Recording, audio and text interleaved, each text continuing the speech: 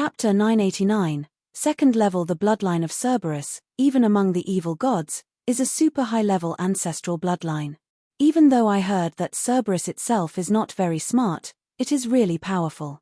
It is even strong enough to eat gods. Not so strong, long ago being controlled by those ancient gods who loved to play with people's hearts and distort reality, died countless times. The ancient gods always used Cerberus as cannon fodder, sending him to test any strong foes they encountered. If any unit other than Cerberus had been used like this, they would have died beyond the point of death. But after being slaughtered on the battlefield by multiple deities, Cerberus is still alive and kicking, while several attempts to control it by ancient gods have fallen. If Cerberus is killed, it quickly comes back to life from the underworld. This is an exaggerated immortality that even surpasses ancient gods. It is a privilege of the netherworld guard dog. Koran is not very intelligent, so he doesn't mind being used by the ancient gods because he can't die no matter how he is used. Koran, the prince of the black demon dogs, who inherited Cerberus' bloodline, also has this characteristic. No matter what kind of serious injury he receives, even recently being exploded all over by a demon worm from the insect race, he just can't die. He can be called the strongest of the strong. But now, what did he encounter in the crystal sphere? Having Cerberus bloodline, he, who probably doesn't even have the words afraid in his dictionary, is actually rolling and howling on the ground. He is the only one among the trio of evil gods who has won 10 consecutive victories. That is a monster. Koran bit his tongue, causing it to bleed, and his whole body kept twitching, his pupils shrinking. It's even more terrifying than Cerberus, a true monster. Covered in splattering blood and having bitten off his own tongue, Koran finally curls up and completely loses consciousness. The Black Demon Dog Prince, who originally had a great hope of entering the next stage of trial, had his 10 consecutive victories come to an end and lost the ability to fight again. There were more than one person who had similar encounters. In the following time, all the trial participants who encountered Astaroth felt what true despair and fear from the abyss really were. Most of these elites achieved 5 or 6 consecutive victories on the crystal ball battlefields, especially the members of the Noble Alliance. When they all changed their job to the tentacle class, they would instantly become restless and enter a frenzy state just by being stared at by Astaroth. The tentacles, which were originally their greatest fighting power, began to contract and twitch one by one under Astaroth's gaze, eventually even dissolving automatically. Compared to the Black Demon Dog Prince who dared to counterattack Astaroth, these tentacles couldn't fight back at all. Who are you, who possessed all the members of the Starwings Knights, sent Xiao Cao to charge into battle and unleashed the special abilities of all the members of the Starwings Knights. In the Legion battle, the number of the 12 Black Cavalry was completely overwhelmed by the Starwings Knights. The general is going to fight again. Xie Jie just lost to Xiao Cao once, and now he has some mental shadows. Whether it's soldier against soldier or general against general, it's a complete defeat. Xie Jie can't refuse to accept the fact that he lost to the entire Starwings Knights. The Starwings Knights are like his archenemies, he can't find any way to win against them. But it's only limited to the Starwings Knights. Except for not winning against the Starwings Knights, Xie Jie has won all the other 7 battles. Now, he's confident that he will start a new winning streak this time. Look, there's only one person on the other side. And she's a woman. An unfamiliar face. Is she a newcomer to this level of battle? It looks like it's time to torment the newbie. He wants to show them how cruel this level of battle can be. Chapter 990. The Sword of the Demon King. Dying on this battlefield is just a temporary illusion. As long as you have a noble soul and strong will, you can overcome the aftermath of death. Xie Jie firmly believes in having a noble soul. Losing to the Starwings Knights was because they had that non-human creature, Xiao Cao. Having just one of those creatures is enough. This time, he's determined to get back the points he lost. His goal is not just this second level, but a higher area. What gives him this confidence is the great future predicted by the White Lotus secret treasure. The Black Dragon Emperor and the 12 Black Cavalry. Advance. Xie Jie said at this moment, almost completely in sync with the Black Dragon Emperor. However, this war seemed to be somewhat different from what he had imagined. The rare black dragon soul hovering behind the black dragon emperor didn't attack on its own, but instead fell stiffly behind him. The entire body of the black flame formed by the dragon soul looked like a flickering candle in a storm, about to fall. Along with this, the black dragon emperor, who was commanding the 12 black cavalry, also showed a hesitant attitude for the first time. There shouldn't be any fear in their emotions, even when surrounded by 3 times as many enemies. The 12 black cavalry, as pure war machines, began showing clear signs of chaos. That's because whether it's the black dragon emperor or the 12 black cavalry, they felt a clear difference in rank from the black-haired figure across from them. It wasn't a gap that could be compensated for with any tactics or strategies, but rather a power that completely disregarded the so-called difference in numbers. The people who can enter the second level of the Crystal Ball Disc trial are mostly considered as seeds with a legendary possibility by the White Lotus secret treasure. Xia Jie, who woke up the great Xia Dragon Soul, is fine. Whether it's Hua Yu or the Starwings Knights, it's fine. Koran, the prince of the Black Demon Dog, is just 1 step away from coming here. They are all recognized by the White Lotus secret treasure and have the qualifications to access the world above the hero rank and open the door to it. However, the seeds of the legend ranked and the true legend ranked are not the same thing. The more talented the seeds are, the more they can feel the fear of Astaroth, while those lower-level tentacles cannot truly perceive this terrifying source.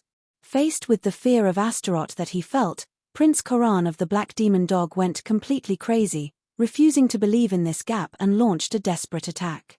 Likewise feeling the fear, the Black Dragon Emperor and the 12 Black Cavalry, after getting over the initial shock, still made the choice to fight.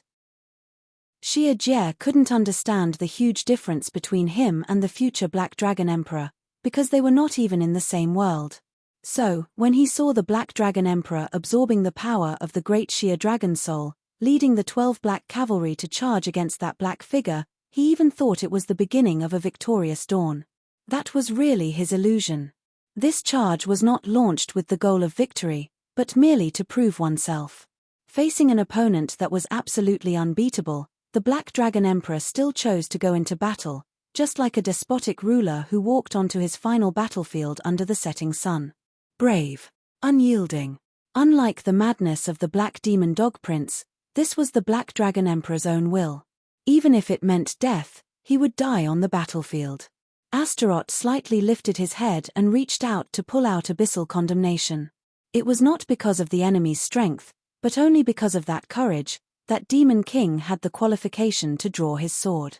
With such strength and courage, deserving of being destroyed by Abyssal Condemnation, only a will like this is worthy of Abyssal Condemnation to be drawn. Like a crazy opponent like the Prince of the Black Demon Dog, the monster who couldn't face the power of the Abyss, didn't even have the qualification to become a sacrifice to Abyssal Condemnation. The magic eye on Abyssal Condemnation quietly opened, and the red and black flowing light shone on this sword of the Demon King. The power from the Abyss began to cause the earth to shake violently, countless small stones were blown away by the huge airflow, and the rapidly gathering power of the Abyss formed a massive storm.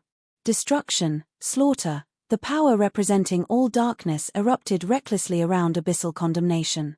The tremendous power distorted the space around the demonic sword, constantly devouring the material of this world. An earthquake, it erupted. The earth emitted a tragic groan, unable to bear the will from the depths of the Abyss. On the ground, big cracks appeared one after another, and if you looked down from the sky, it spread out like a spider web. In the sky, chaotic airflows gathered strangely together, with the Abyssal Condemnation at the center, a huge tornado was forming. 12 black cavaliers rushed on this collapsing land, crossing one crack after another with the help of the Legion aura released by the Black Dragon Emperor. Black dragon flames passed from the Black Dragon Emperor to them. At this moment, they were burning. Under the black flames, they transformed into a fearless burning army, bravely charging towards an opponent that seemed unbeatable. On the crumbling ground, they were the only units still able to move. Violent storms began to sweep the world. The power of the Demon King from the Abyss acted like a giant mixing machine, gathering all the space and darkness around Abyssal Condemnation. With Abyssal Condemnation as the center, the earth began to crack, the sky started to change colors, but more power from the Abyss continued to gather, distorting the scenery. The magic I locked onto the approaching final army, then in an instant released the endless power of the abyss. I cannot describe what happened in that moment. The marks of a sword from the abyss swept over everything. Just the wind pressure caused by the sword created a huge tornado that stretched for several kilometers. A destructive black storm overwhelmed everything. The sky, the earth, the air. Everything was crushed. In the face of this storm that destroyed everything, no material was allowed to exist. All the magical elements in the world were disrupted. There was no longer a boundary between the sky and the earth. This land, carved out from the battlefield of the crystal ball, was collapsing. The end of the world is probably the best way to describe this scene. The sky fell, the earth crumbled. In the face of the destructive storm brought on by the abyssal condemnation, everything turned into nothingness, everything was destroyed. From the ground, cracks stretched all the way to the end of this world. With a destructive storm, everything was blown into oblivion. As for the Black Dragon Emperor and the 12 Black Cavalry, not even fragments could be left behind under this sword mark. Demon King's first sword technique, Dark Mark, Astaroth's god-killing sword technique. Chapter 991, Legendary Area Boom. Xia Jie couldn't distinguish whether this place was reality or the afterlife. Different, unlike all the opponents encountered before. Completely not on the same level, his future incarnation as the Black Dragon Emperor and the 12 Black Cavalry are like insignificant ants compared to the sword scars that traverse the sky and earth. Just by being grazed by the wind pressure at the edge of that sword scar, the 12 Black Cavalry were blown into the sky and instantly reduced to dust and bones. As the leader of the Legion, the Black Dragon Emperor barely lasted even a fraction of a second in that black mark, directly swallowed up. Correspondingly, Xia Jie suffered an unprecedented spiritual impact. If it weren't for the protection of the White Lotus secret treasure, his soul would have shattered completely the moment it was affected by that black sword scar. Even so, he could no longer continue the fight. The damage caused by the Dark Mark is more than 100 times that of the Starwings Knights. In terms of the resilience of the soul, he is not even comparable to the Black Demon Dog Prince Koran, who inherited the power of the Cerberus bloodline, let alone the fact that what he saw was the true Demon King sword from the abyss. Monster! Ah! How could I win against such opponent? Falling to the ground, Xia Jie fainted directly. This also marked that, in the second level, with a record of 7 wins and 1 loss, the great Xia Crown Prince, who had hopes of advancing to higher levels, was completely eliminated. If this wasn't the trial of the White Lotus secret treasure, he would have perished the moment he touched that black sword scar. After crushing the Black Dragon Emperor and the 12 Black Cavalries with a single sword strike, the Demon King from the Abyss continued his conquest. In her second fight, she encountered the strongest contender from the camp of prestigious families, the former Crown Prince candidate of the Great Chainsword domain. What are you? Why, would someone like you appear here? No, you shouldn't be here. Similar to the Black Demon Dog Prince and the Black Dragon Emperor, the yellow-clothed Emperor could also feel the oppressive aura from the abyss. Compared to him, who relied on the power of the yellow robe to ascend to the throne, the overwhelming power of the abyss entwined around his opponent brought him to a state of despair. Even the one who lent him the power of the yellow robe in the abyss must retreat in the face of this person, not to mention him. Not a presence to be trifled with. Even if he had 100 times or 1,000 times more followers wearing the yellow robe, they would still be insignificant in the face of this terrifying being from the abyss. This is not an opponent that can be overcome through sheer numbers, but a more terrifying entity than the one behind him. When those nameless golden eyes of chaos stared at him, the part of his body that carried the breath from the abyss automatically submitted. This is an absolute gap in rank from birth, an insurmountable barrier. He, who achieved enlightenment through the power of the abyss, is as tiny as a bug in front of the true Demon King. He can't even entertain the thought of launching an attack. Astaroth clearly isn't satisfied with this opponent. Unlike the Black Dragon Emperor just now, this seemingly more powerful opponent has long lost their own will in the abyss. Borrowed power. False confidence. A body filled with worms, like a puppet made of waste. Not qualified to unsheathe abyssal condemnation. Just like when dealing with Prince Koran, the black demon dog, Astaroth simply extended his finger and flicked it. Ah! Without even going insane like Prince Koran, the yellow-clothed emperor held his head, screaming in agony as his body instantly decayed and turned into minced meat.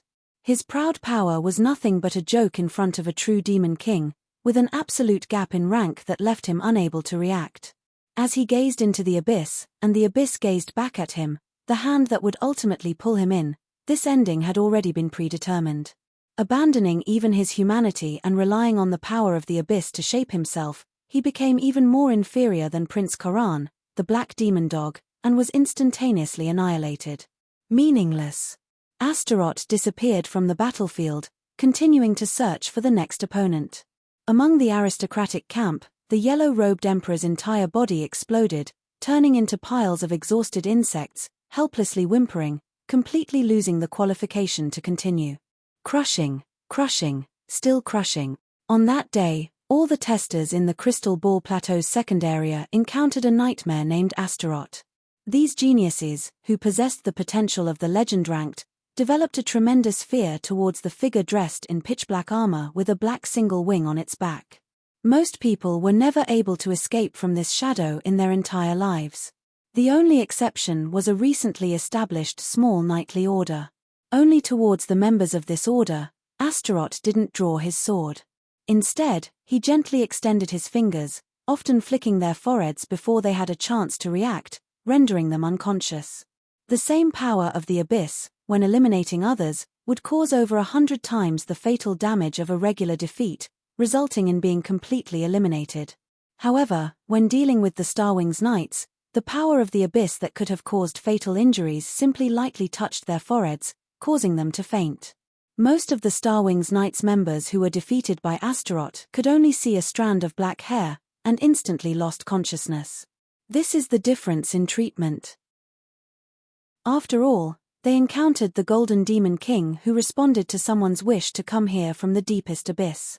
Soon, even the second-level area could no longer accommodate the Demon Kings from the abyss. The final area of the crystal ball disc opened up to Astaroth. This is the battlefield of legends, a world where only those who have achieved almost complete victories in the second level are allowed to set foot, elevating their future to become true legends. If the challengers in the second level are seeds that may reach the level of legend in the future, then the challengers who can enter this level are representatives of the legend ranked, which is 100% predicted by the White Lotus secret treasure. The first opponent that the Demon King from the Abyss encounters here is a very, very familiar figure. The Starwings Knights, gathering everyone together. The flag of the Platinum Rose flies, a great banner that will surely become a legend and be celebrated by countless people. The golden hair flowed like tassels on the battlefield. It was a blossoming platinum rose, blooming among the flowers of the Starwings Knights. Chapter 992, The Gap That Was the Glorious Future Belonging to the Starwings Knights, as well as the glorious future belonging to the Platinum Rose. Unlike most other Starwings Knights members who worked hard on the second level, Who Are You, as a member of the Starwings Knights, was never alone in battle from the very beginning. Her power came from all the members of the Starwings Knights, and her future wishes were for the brilliance of the entire Starwings Knights, not just for herself. As long as the Starwings Knights exist, she will exist as well. If the future of the Starwings Knights disappears, she will cease to exist as well. By placing everything on the Starwings Knights, Who Are You has become the symbol of the Starwings Knights. Just like Xia Jie's future will inevitably include the 12 Black Cavalry, Who Are You's future is the entire Starwings Knights. With the combined power of the Starwings Knights, she even entered the third level of the Legend Ranked, which is the highest level of the second phase in the entire White Lotus Sword domain, before Xiao Cao, who was the strongest individual fighter among the Starwings Knights at the moment. At this moment, she, leading the Starwings Knights, finally encountered the strongest enemy. The dark armor, the gently floating black wings behind it, and the red and black magic sword brought unprecedented pressure to Who Are You. So strong. This is the power of the future. Who Are You, standing in the center of the Starwings Knights, gazed at the enemy on the battlefield. Although there was only one person, The pressure she brought to Hua Yu far surpassed the recent Black Dragon Emperor and the 12 Black Cavalry. This is not an opponent that can be defeated by numbers. With the power of the army, she has entered the legend ranked, and she doesn't even feel the opponent's limit of power. The Starwings Knights will inevitably become a legend in the future. This is the deduction of the White Lotus secret treasure. And this enemy gives her a sense of oppression that even the Starwings Knights in the future legend cannot match. Sacred Cross of Light. Hua Yu raised the sacred cross shield in her hand and unleashed the Divine Legion skill that ultimately defeated the Black Dragon Emperor and the 12 Black Cavalry. A platinum shield appeared on everyone in the Starwings Knights, providing a Legion-level barrier defense. Sacred Platinum Sword. The Platinum Cross Sword glowed simultaneously, giving the Starwings Knights the divine attribute that granted them absolute control over all dark powers. This is not Hua Yu's current ability, but a divine gift that will only appear after the complete awakening of her Platinum Rose bloodline in the distant future. The light of the cross can evenly disperse all of the opponent's attacks, which the entire Starwings Knights team then bears. As long as the shield is intact, the Starwings Knights will never be harmed. The Platinum Sword allows each member of the Starwings Knights to possess attack abilities similar to a god weapon, particularly effective against creatures with dark attributes. When necessary, it can also unleash a collective power of all the Starwings Knights in the form of a light sword. The Black Dragon Emperor and the 12 Black Cavalry, blessed with the great Sheer Dragon Soul, were defeated by these two powerful divine abilities. With both offense and defense combined, the Starwings Knights with Hua Yu have almost no weaknesses. To break through the Starwings Knights, one must simultaneously overcome the Sacred Light and the Platinum Sword. Hua Yu herself is the one who wields the sword and shield of the Starwings Knights. Hua Yu has grown, hasn't she? Astaroth looked at the shining figure on the battlefield, the future belonging to that young girl and her Starwings Knights, a radiant and glorious sight. However, it seems that something is still missing. Has the dragon's nest been built yet? So, let's try to feel the power at the highest point of the Endless God's domain, just like gently touching her soft cheek, and let the Starwings Knights experience it. The red and black magic sword glided through the air as light as a goose feather, then turned into 5 sharp sword waves tearing through the sky, moving towards the Starwings Knights protected by the platinum radiance. Each sword wave had the power of an overwhelming force, and this wasn't even the formal attack of the Abyssal Condemnation, just the aftermath caused by swinging the Demon King's sword. Everyone, defend. Hua Yu, experiencing the power of the Demon King level for the first time, took a deep breath and raised her Holy Cross shield high. The girls of the Starwings Knights raised their swords and assumed a defensive posture. Only one person fearlessly charged towards the 5 sword waves tearing through the heavens and earth. It was Xiao Cao, the exception in the Starwings Knights who had the privilege to act independently without obeying Hua Yu, the captain of the Starwings Knights. Unlike Hua Yu, who commanded the Legion, even though Xiao Cao was also a member of the Starwings Knights, she didn't entirely belong to Hua Yu's jurisdiction. Their relationship was like friends and rivals in real life. Unrivaled in the world. Just like she had torn through the military might of the Black Dragon Emperor not long ago, Xiao Cao, who had charged to the central sword wave out of the 5, unleashed her strongest skill. Among the chaotic dance of countless swordlights, Xiao Cao forcefully collided with that towering 100-meter sword wave. The unrivaled style with invincible attributes continuously bombarded the overpowering sword wave, directly depleting half of its strength. Boom! Like a matchstick blown away by a storm, Xiao Cao, who accomplished this feat, was blown away, tumbling through the air like a kite with a broken string. A hint of astonishment flashed in Hua Yu's eyes. Xiao Cao was the strongest solo combatant in the entire Starwings Knights, even stronger than the squad leader herself. Despite giving it her all, Xiao Cao couldn't even break through a single sword wave, and this was only one of the 5 sword waves released casually by her opponent's sword swing. Is the difference in strength really this immense? Boom! Boom! Boom! Boom! Boom! 5 earth-shattering booms echoed throughout the Starwings Knights camp, each sword wave creating a cloud of dust that stretched for several kilometers. The platinum light tried its best to protect the girls, but soon grew dim, flickering like a candle in the wind. With each explosion, members of the Starwings Knights were carried away by the sword winds, just like Xiao Cao. After 5 consecutive explosions, only a few members of the Starwings Knights were left standing. The little robins shivered with fear, hiding behind Robin like never before. They were even too scared to look at the dark figure with mysterious golden eyes. Knights and the magic squad, return to the team. Swordsman team, return to the team. Support team, return. Just like butterflies dancing in a storm, with the help of their teammates and companions, the Starwings Knights girls who were once left behind, came back, one by one. What an amazing opponent!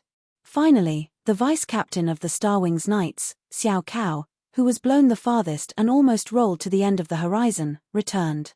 The Starwings Knights, once again, gathered together as a whole team. Mumu, it's okay, right?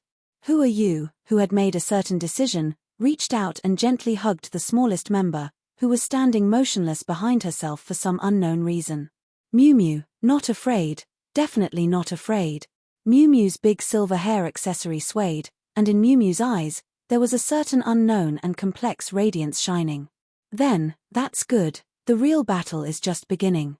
Perhaps, it's time for your power to be needed. As the leader of the Starwings Knights, Hua Yu knew all the members of the Starwings Knights very well, and only the power of Mumu had a great uncertainty. Compared to Xiao Cao, who was gradually revealing her sharpness, Mumu was basically the Starwings Knights' little princess who brought joy and was loved by everyone. Only Hua Yu faintly felt that perhaps, at this moment, the strongest member among the Starwings Knights was not her, nor Xiao Cao, but this child who was doted on by everyone. She had something hidden in her, even though she looked just like an ordinary little girl. But she was a child chosen by Mai, a mysterious girl who suddenly appeared like a gift from heaven to the Starwings Knights.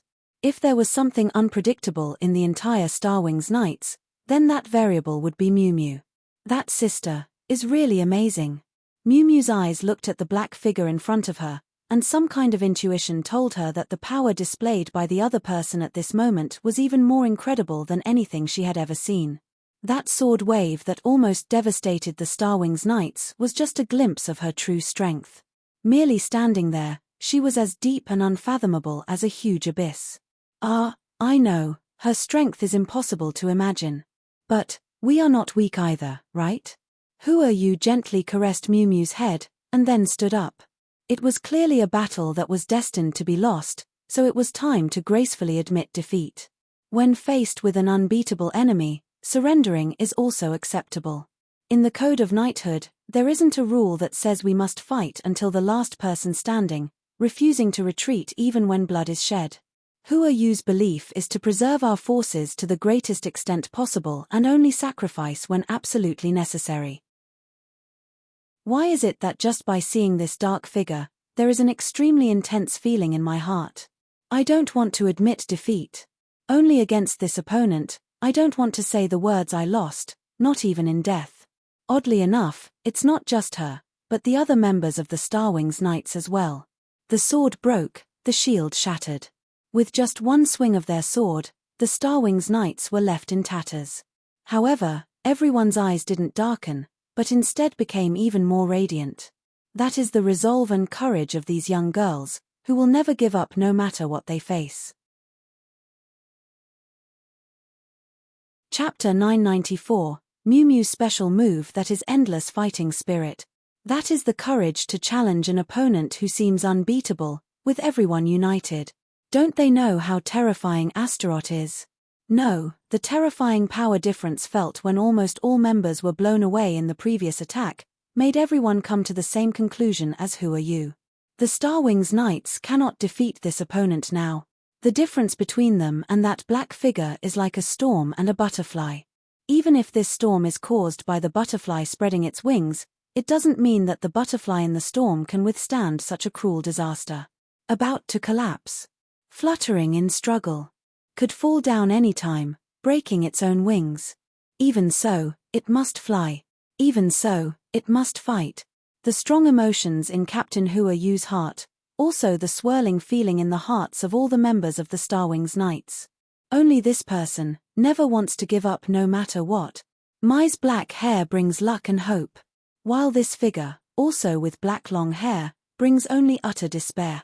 The Starwings Knights, prepare. Who Are You once again raises his platinum cross sword and sacred cross shield, bestowing the entire team with the 2 Grand Legion skills, Divine Light and Platinum Sword. The Starwings Knights, full of fighting spirit, started to enhance their individual strengths, increasing the defensive power of the Holy Light by 30%, and the attack power of the Platinum Sword by an extraordinary 50%. This is a fighting power that exhausts oneself like burning, definitely not sustainable, but in order to defeat that terrifying black figure, all members of the Starwings Knights brought out their strongest state. At this moment, the Starwings Knights are shining like countless stars. The platinum-colored sword light shines, and a golden transparent sword blade over several hundred meters descends from the sky, launching a righteous judgment on that invincible black figure. This is the combined attack technique that gathers the power of all the Starwings Knights, the sacred platinum sword used by the Starwings Knights against supersized monsters. That several hundred meters long sword blade condenses the will and determination of all the Starwings Knights, truly living up to its name as the legendary ultimate move. Upon closer inspection, this sword blade is composed of countless intertwining starlights, which are the combined sword intentions of all the Starwings Knights, representing the strongest strike combining everyone's beliefs. In the recent battle against the Black Dragon Emperor and the 12 Black Cavalry, it was this sword that ultimately determined the outcome, becoming the ladder for the Starwings Knights to step into legend. It's beautiful. The black feathers fluttered as Astaroth swung the sword again. Just like carefully breaking a fragile butterfly's wings, the sword strike of Abyssal Condemnation tore the beautiful silk apart, splitting the platinum sword light into 2 neat pieces. The Starwings Knights, who gathered the strength of everyone, unleashed a sword that shook the heavens and earth, causing everyone's faces to turn pale. The difference is still too great. Even with the combined strength of all the Starwings Knights, this sword was no match for the red and black magic sword. The gap in fighting power between the 2 sides had reached an imbalanced level that couldn't be measured by numbers. It took great courage just to gaze at the red and black magic sword. It represented an endless abyss, the despair that devoured everything. The figure enveloped in the pitch-black armor, with its floating black wings, stood silently there, making the entire Starwings Knights struggle to breathe. At this moment, it was still Who Are You who stood up. As the leader of the Starwings Knights, as the pillar of this still young Starwings Knights, she had a fiery gaze with platinum flames burning in her eyes. She didn't give up. Because the future of the Starwings Knights is much more than this. The future belonging to her, as revealed by the White Lotus secret treasure, and the future of the Starwings Knights, are just a small part of the true iceberg of the Starwings Knight. She believed more firmly than anyone else that the future of the Starwings Knights would be even more glorious and radiant than the present. The future she could achieve at this moment is only a small fraction of the true future of the Starwings Knights. Even in the face of an enemy like Astaroth, she persisted in believing that the Starwings Knights still had the possibility of victory. Until the last moment, she would never sacrifice easily. Until the last moment, she would never give up hope. Mai's luck will definitely bring a dawn of victory to the Starwings Knights. Mumu, it's about to start. Holding her tiny pink fists tightly, Mumu used her sweet voice to make a sound that didn't match her small body. That sound had a sacred and invincible dominance. Like a swift wind. Like a blazing fire. Like a thunderstorm. As if lava, Mumu's blood started boiling, igniting a terrifying momentum that shouldn't belong to a child her age. Compared to this momentum, the Black Dragon Emperor's black dragon soul seemed insignificant, like a tiny insect. Mumu. Ling Ling looked at Mumu, who was unleashing sacred power, with a big surprise. Obviously, she didn't expect such a twist here. This is really unexpected. Mai Lan's little mouth curved into a gentle arc. As the secretary of the Starwings Knights, she had no idea that this little buddy would be the one to step forward in the end. Although it's not very auspicious. I have a bad feeling. Robin knew that his luck was always terrible, and it seemed no different this time. Oh my, it's coming. The wings that blot out the sky, the beast that tears apart the world. This forbidden thing should not have appeared. A monster that should not have come into the world. Run. Run away quickly. The blood-soaked robins screamed and ran around behind Robin, looking extremely panicked. Mom, grant me power. With powerful strength, I can help everyone. The silver restraints on Mumu's body shattered one after another, turning into dancing specks of light. With each shattered restraint, an indescribable energy surged within Mumu's small body. Along with it, the entire Starwings Knight's momentum also soared. Mumu, who was originally the weakest link in the Starwings Knights, instantly surpassed everyone in their battle ability. Yes, in this moment, Mumu has surpassed all the members of the Starwings Knights, unleashing unimaginable might. Is her solid body awakening? Astaroth looked at the rising platinum flames, and from Mumu's roar onwards, the entire battle ability of the Starwings Knights began to exponentially increase.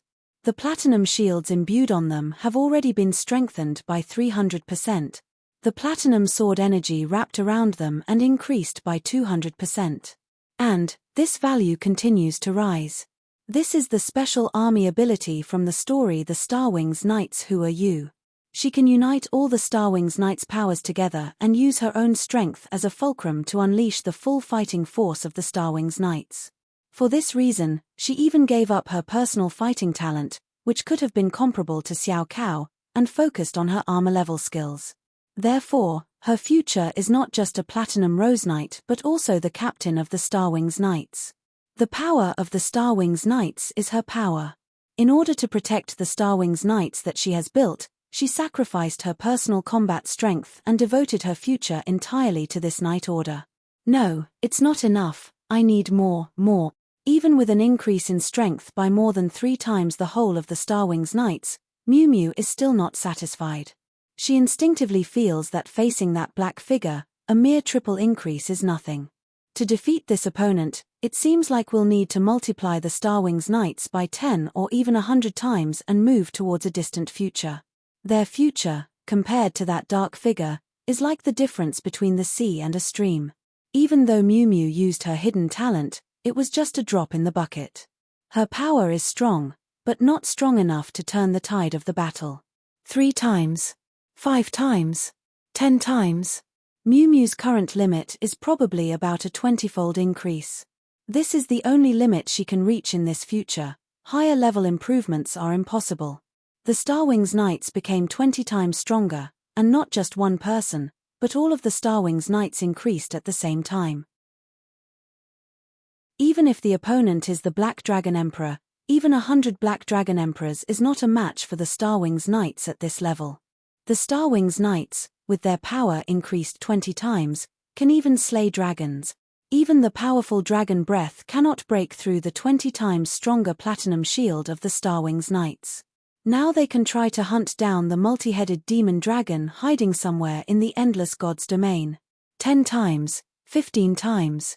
Astaroth observed the Starwings Knights covered in the immense dragon power. At this point, Mumu's source of power could no longer be hidden. It is the power from the dragon race, and it is the purest and most sacred dragon bloodline. So, Mumu is a child of a dragon? After removing the restraints, Mumu's proud and holy aura couldn't be hidden. Even though their body is still so small, they give an unparalleled sense of greatness. That is not tall in appearance, but tall in the breath released by Mumu itself. Naturally sacred and pure, without a trace of dust. Like the dawn that runs through, bringing hope and strength to people. Simply, it is the silver dragon of dawn. 20 times. Mumu has freed herself from almost all of her restraints except for the silver collar around her neck. At this moment, even transparent silver horns have grown on Mumu's forehead, and endless flames are burning in her silver-white pupils. Oh. Mumu took over Hua Yu's place temporarily and became the core of the entire Starwings Knights. Oh. As if something contagious, other members of the Starwings Knights shouted along with Mumu. In the sky, a transparent silver dragon claw suddenly tore towards Astaroth's location. The space was forcefully torn apart.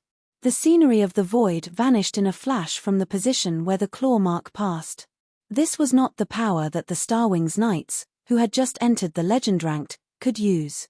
This was the power of terrifying invaders who could tear down the barriers between world. Times. Astaroth, who recognized the current state of the Starwings Knights, chuckled softly. The Starwings Knights finally took a solid step towards a higher field. The little princess who had been cared for and protected by everyone finally showcased her own potential. Even though the Starwings Knights, who will make the starry sky tremble in the future, are still very far away, the current Starwings Knights have already shown their brilliance. Like the first blink of the stars shining in the sky, this is the blessed Starwings Knights. At first, it was just a small coincidence. Then more coincidences created a scenery that no one could imagine, finally allowing the small group of girls to stand on the stage of the starry sky. Well, it's time to end it. Try to let them sleep peacefully like the members of the Starwings Knights they met on the second level. The future belongs to you, but for now, you just need to wait a little longer. You have already shown enough excellence on the stage of the White Lotus Secret Treasure Trial this time. The sword of red and black flew up, and the single-colored wings turned into flowing light soaring in the sky, followed by dozens of intersecting sword waves crashing down. Like the continuous dance of crescent moons, it is the sword light that the current Starwings Knights cannot resist. It is the dancing sword from the abyss. Even though Mumu unleashed her hidden power, multiplying the strength of the Starwings Knights by 20, the power of this new moon sword light is equivalent to 32 times the strength of the Starwings Knights. 32 compared to 20, a very simple and direct power comparison. As long as this round of sword energy falls, the Starwings Knights will surely lose. Watching the dancing sword energy of the new moon, Mumu gritted her teeth, closed her eyes, and unleashed her ultimate move.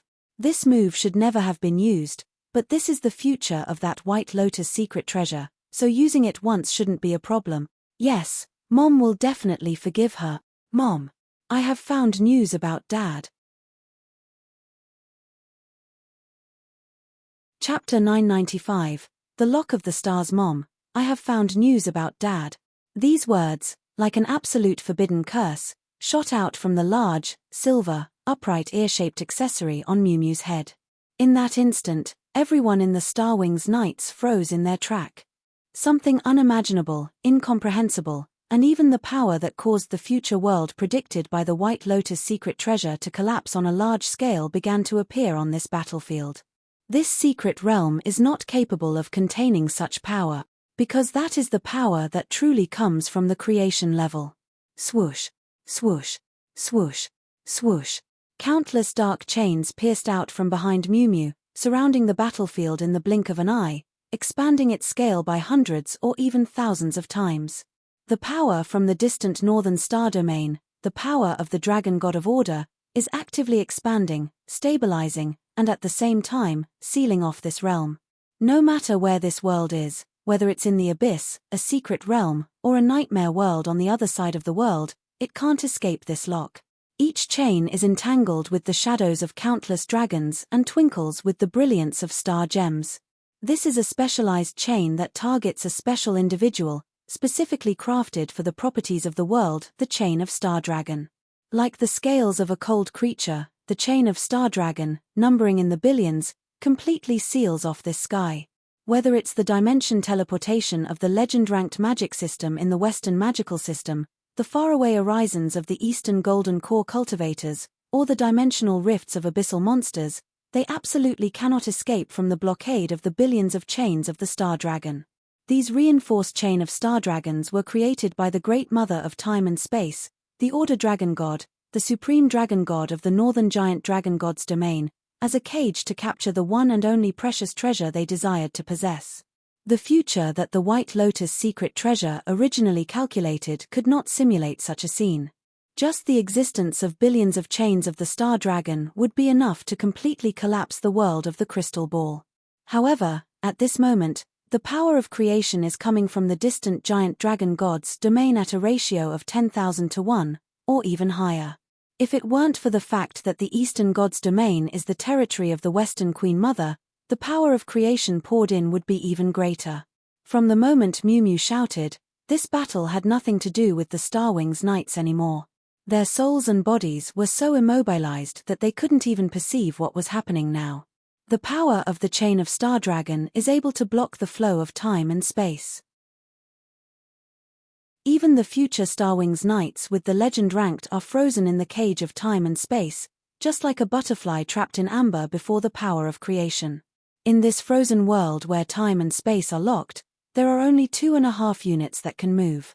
First, it is Astaroth, who holds the Abyssal Condemnation and symbolizes Yunshi's strongest future as the Abyssal Demon King. The other one is Mumu, the smallest member of the Starwings Knights, who acts as a coordinate point to transmit a certain message. And the half unit refers to the transcendent being who used Mumu as a coordinate point and exchanged the power of creation with a terrifying ratio of 10,000 to 1 in the extremely distant god's domain.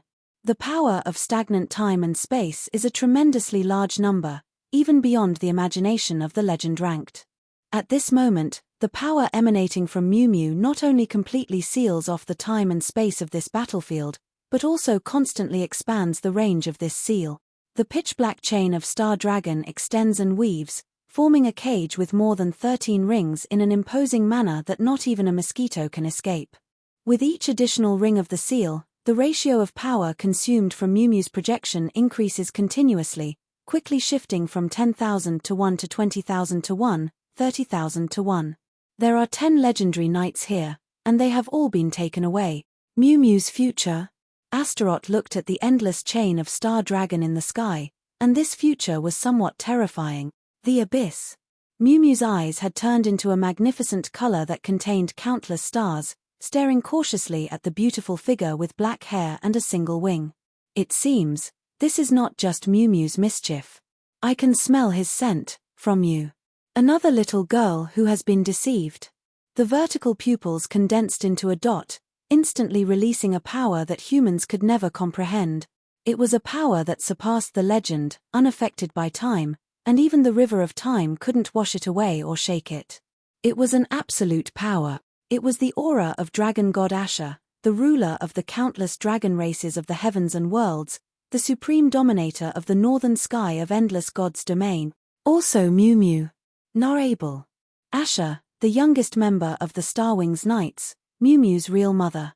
You are. The black single wing behind Astaroth rose high, and the golden blood inside their body suddenly boiled. Ah, what a shock. That supreme power of the gods. That power that reigns over all creation. It is the beginning, and also the end. It is the power that can create everything and destroy everything. That is what Astaroth wants to pursue and also wants to destroy. The strongest demon king born from the chaotic golden ocean, the ultimate target that they want to hunt down. Very well, this opponent has the qualification to witness the true power of abyssal condemnation. If you make a contract with me, you will receive a reward. Take the time to feel what the abyss and punishment are. Do you want to challenge me? The supreme dragon god Asha, who had partially descended, raised her delicate little hand.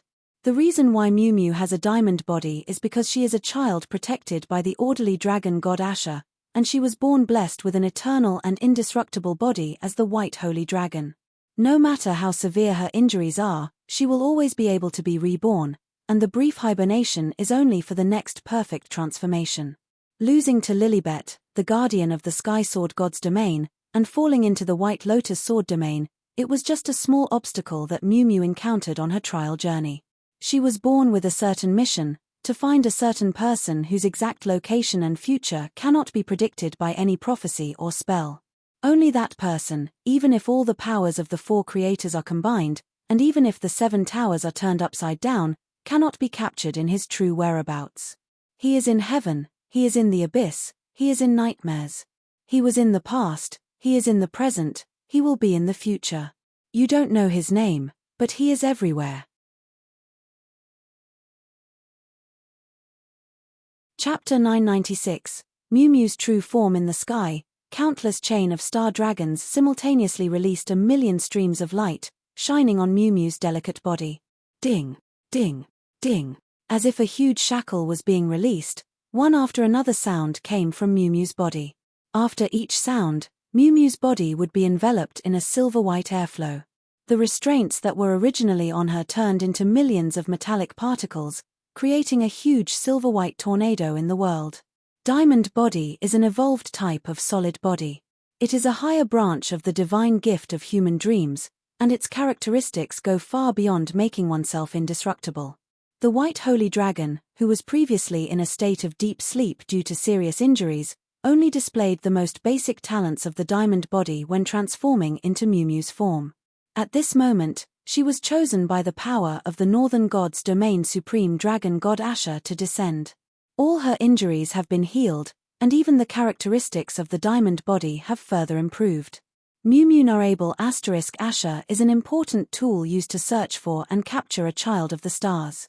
Once news related to the child of the stars is discovered and transmitted back through the earring, it instantly transforms into a special incarnation for the Great Mother. Releasing the chain of Star Dragon to lock the spacetime is just the first step in clearing the field. Next, it is time to unleash the true power of the White Holy Dragon. As the daughter of the Supreme Dragon God Asha, Mumu is unable to fully unleash her inherited bloodline power due to her young age. She is still unable to defeat beings like Lilibet, who wields the Azure Divine Sword. But this only applies to her state as the White Holy Dragon herself. The power of the 8th rank is far from the limit of Mumu Narable Asha. Her body hides even more terrifying and destructive power. However, she is unable to control that kind of power in her young age, so it has always been sealed within her body by the Supreme Dragon God Asha. This is manifested externally as the silver-white collar on her neck. That is not a restrictive device, but a protective charm from Dragon God Asha for her daughter, also suppressing her own uncontrollable power. Even when struck down by the blue god sword wielded by Lilibet, it remained undamaged. Now, this seal has been broken, because it is no longer Mumu Narable Asha herself who controls this body, but Her Majesty Supreme Dragon God Asha from the Northern God's domain. Even if it is just a slight will that crossed countless light-years, it still possesses the power of creation, enough to dominate the taboo sealed within the White Holy Dragon Mumu. Astaroth felt something familiar from the radiance projected from the billions of star dragons in the sky. Yes, among the billions of star dragons, there are countless precious star gems mixed in. Those are treasures personally collected by Her Majesty Supreme Dragon God Asha from the Northern God's domain, only born in the cores of a few mineral-rich planets, containing the power of stellar origins. The power projected onto Mumu comes from these star gems that have been mixed into the chain of star dragons, as she possesses the constitution to absorb them. At this moment, Astaroth seemed to recall something, those words that Mumu once said to him. The first time he encountered this mysterious silver-haired girl, she was barely concerned about her own safety, wearing nothing but silk pajamas. Although his memory was a bit fuzzy, he was certain of his goal. Mumu remembers, "I came to find Daddy, but something happened on the way and I fell down. When I woke up, I was already here, fallen here. No, I came to find Daddy, not lost. Mommy said, when I was really little, Daddy left us and went away, needing us to grow up and find him. I came out to find Daddy alone. Mommy said I could go outside. I believe I will definitely be able to find Daddy. Mommy is the person in the whole world who loves Daddy the most, and Mumu also loves Daddy the most. Mommy said, as long as I find Daddy, Mumu will become the happiest child in the world." In the world, when they encountered the heavily injured White Holy Dragon, they learned its true name. "My true name is the White Holy Dragon Mumu Narabel $% Asha.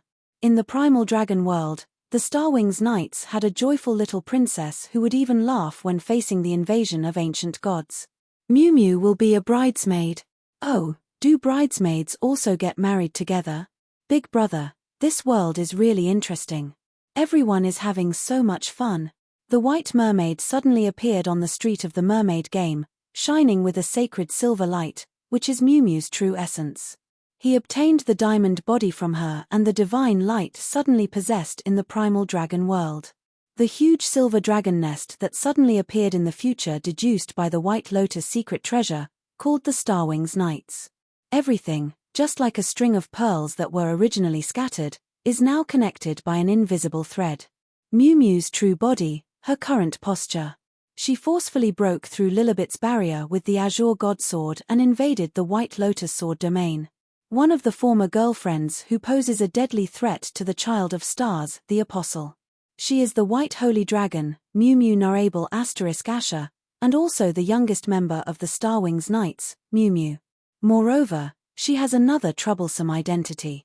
She is not only the daughter of dragon god Asha, but also has the ability to absorb the power of the stars. In other words, her father is very likely, perhaps, maybe. Well, at that time, everyone in the Starwings Knights sympathized with Mumu's background. Wah, such a young child coming out to find her daddy. That despicable scoundrel who abandoned his wife and child is not human. How can he abandon such a cute child and run off? He's truly the scum of scums. This child's mother must have been very beautiful. Who on earth could abandon such a mother and child together? It's simply incomprehensible. Yes, absolutely heartless. Beast. Someone who can do such a thing will definitely have a miserable life. People, when they have bad luck, it's like even sipping cold water will hurt their teeth. Now, how will the trial of White Lotus' secret treasure continue? The whole White Lotus sword domain is going to be destroyed. But I am innocent. Astaroth looked at the giant silver-white tornado that gradually formed into a huge figure, took a deep breath with a heavy sigh. Clearly, it is our side that is being chased, and we are even at the brink of death. In his heart, he kept telling himself to escape quickly. But his body was totally opposite. The blood of the owner of this body, Astaroth, who came from the chaotic Golden Sea, was boiling.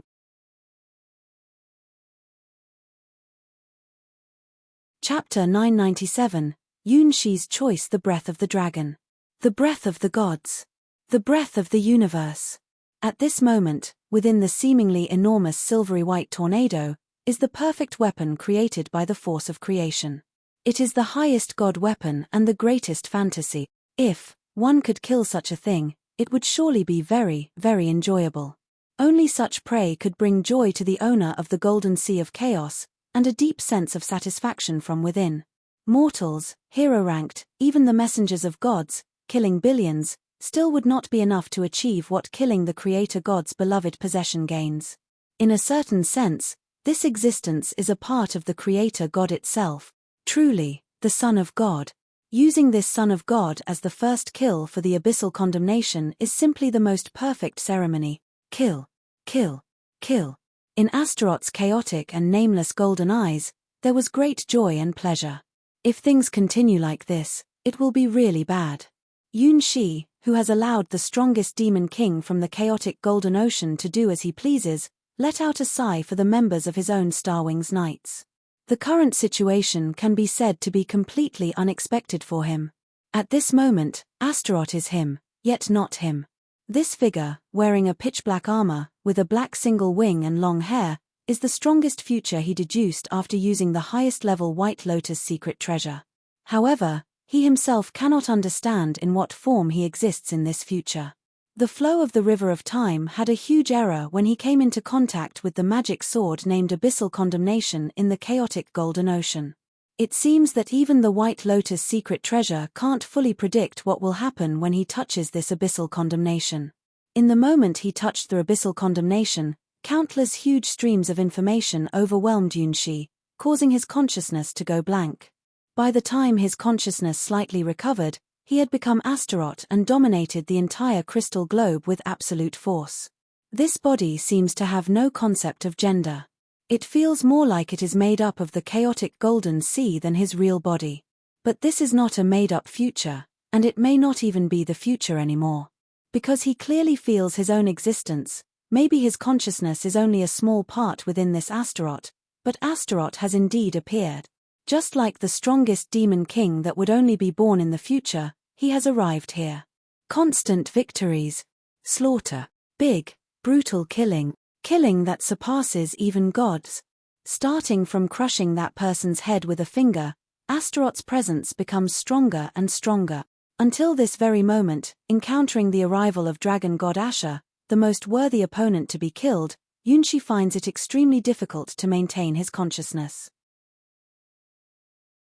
Astaroth's consciousness, filled with infinite desires, refuses to obey even the highest gods. The strongest demon king, born from the deepest part of the golden sea of chaos, is strongly influencing him. Perhaps, the person standing here right now is not actually Yun-Shi, but Astaroth. Only this strongest demon king from the golden sea of chaos has the qualification to stand before supreme dragon god Asha and declare a battle. Even if I know it's wrong, I can't stop. Maya, you were right. Danger has actually been approaching. Once upon a time, Yun-Shi thought that the threat from his ex-girlfriend was a very, very distant thing. She was like a legendary creature, while he was just an ordinary bakery owner until his 16th birthday. Even though he awakened the memories of the Star Children and obtained the Star Spirit Maya, and even saw how his past life was torn apart, he still lacked a sense of reality. Originally, he planned to escape from the White Lotus Sword domain, even the Sky Sword God's domain, and live a secluded life in a place where no one knew him, gradually improving his strength through trials, and one day being able to live a life of freedom. Just because of Hua Hua's words, a forced action, he gave up this plan and ultimately stayed in the White Lotus Sword domain. There should still be plenty of time. The Endless God's domain is so vast, and the population of the White Lotus Sword domain is also so large. How could one of the apostles possibly find him, let alone the fact that he dressed Hua Hua in women's clothing? All luck was shattered. The power possessed by a legendary-level existence far exceeded Yun-Shi's imagination. Even without any clues, even if it was like finding a needle in a haystack to send apostles to search for a non-existent person, somehow they would always come into contact with clues. If caught here, life would be ruined. Even with the power of the Demon King, if this is my strongest future, then I can only choose this path. Sacred Tree Linjia may make mistakes, but there's no other choice. I will become the Demon King. Faced with a life-threatening situation just within reach, one of Yun-Shi's ex-girlfriends who could even defeat the stars, he had to reluctantly make a choice. If becoming the Demon King can save this big failure, then let's become the Demon King. The golden blood boils as Yun-Shi receives the reward of the Golden Sea of Chaos, the master of the choice. Yes, that's right. Free your body and mind, and accept this path. You will have the privilege of seeing the true form of the greatest demon king, Astaroth. A huge tornado tears through the sky, destroying and shattering the entire battlefield of the legend-ranked crystal disk. In the end, only two positions remain unaffected, which are the two extraordinary beings in this White Lotus secret treasure trial. On one side, Hua Hua, with 3 Zaka, gazes into the invisible forbidden zone in the distance. On the other side, Su, riding on the blood-red giant, cloaked in a cape. Unfortunately, even they cannot see what happened under the blockade of the chain of billions of stars. In the light of the stars, the most magnificent divine form is born from the blessing of the creator dragon god. A dragon-shaped emblem is engraved on the forehead of this gigantic creature, which possesses immense power that transcends dimensions, causing even the starry sky to tremble with its great force. The stars turn into words, depicting the beauty of this celestial object bathed in starlight in countless writings. A massive illusion appears behind her. It is a void dragon bathed in starlight. Its gem-like black wings unfold behind her, sparkling with countless stars.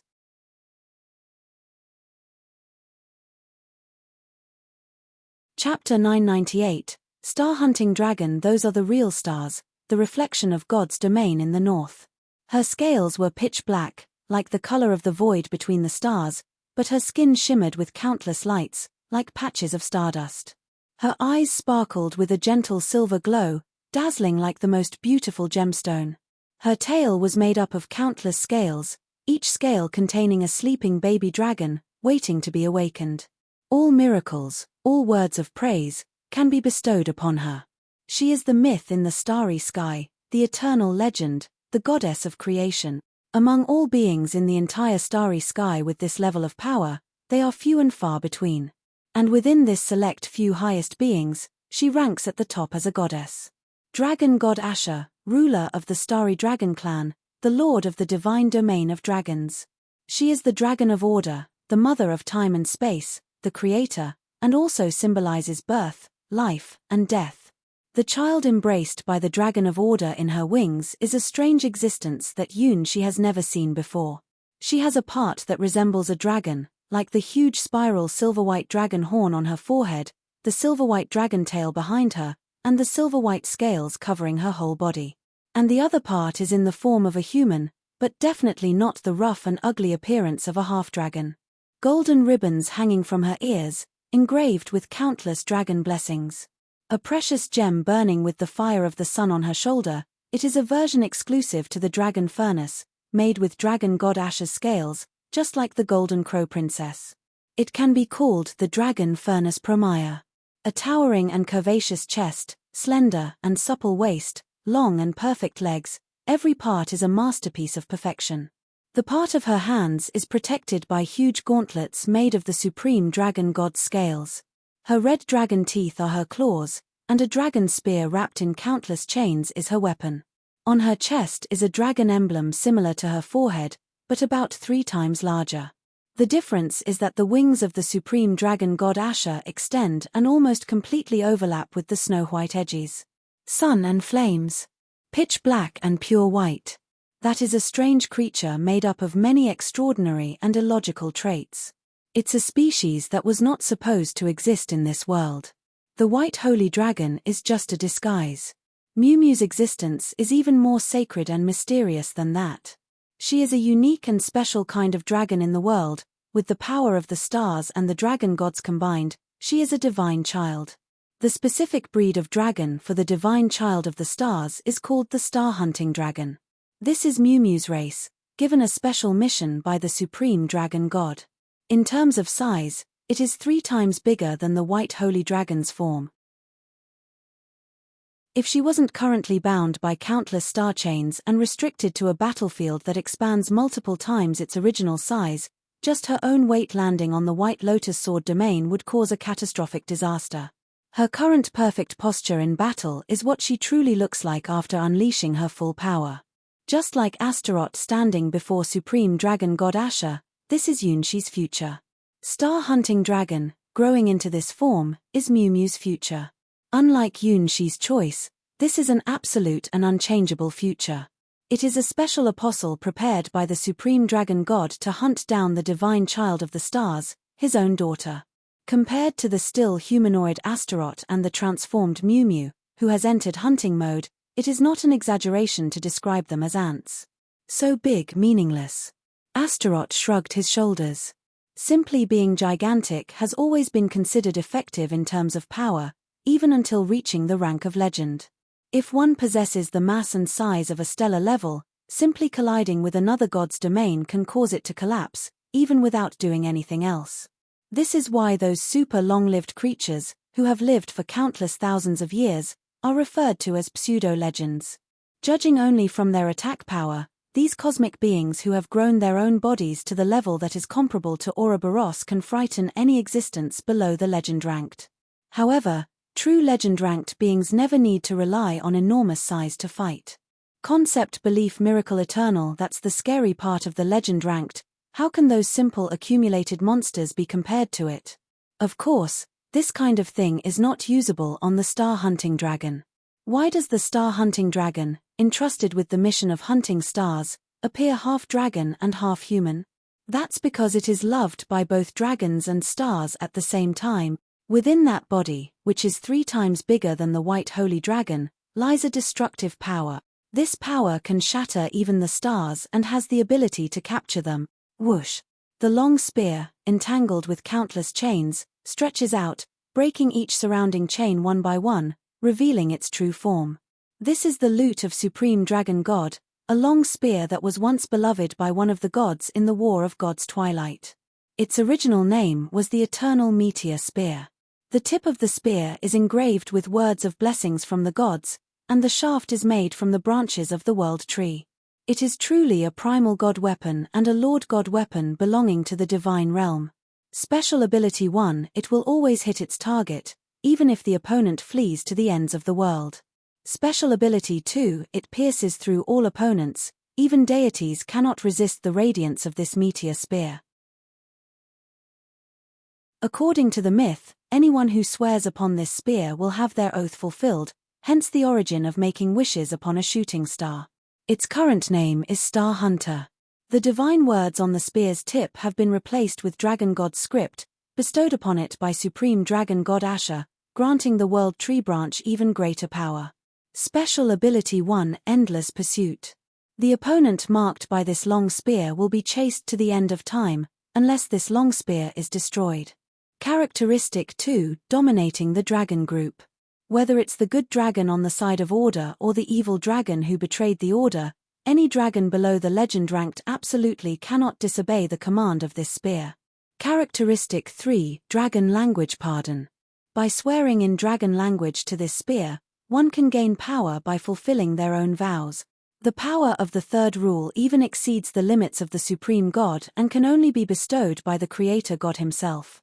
The newly born Star Hunter is stronger and more adaptable than the original Eternal Meteor prototype, making it the perfect god weapon for the star-hunting dragon exclusively used by the Children of the Stars. Once locked onto by this spear, even if the Child of the Stars flees to the ends of the earth, they cannot escape. Once the Dragon Language Pardon is activated, Mumu can even defeat enemies stronger than herself. Well, if she can correctly use the power of the Dragon Language Pardon.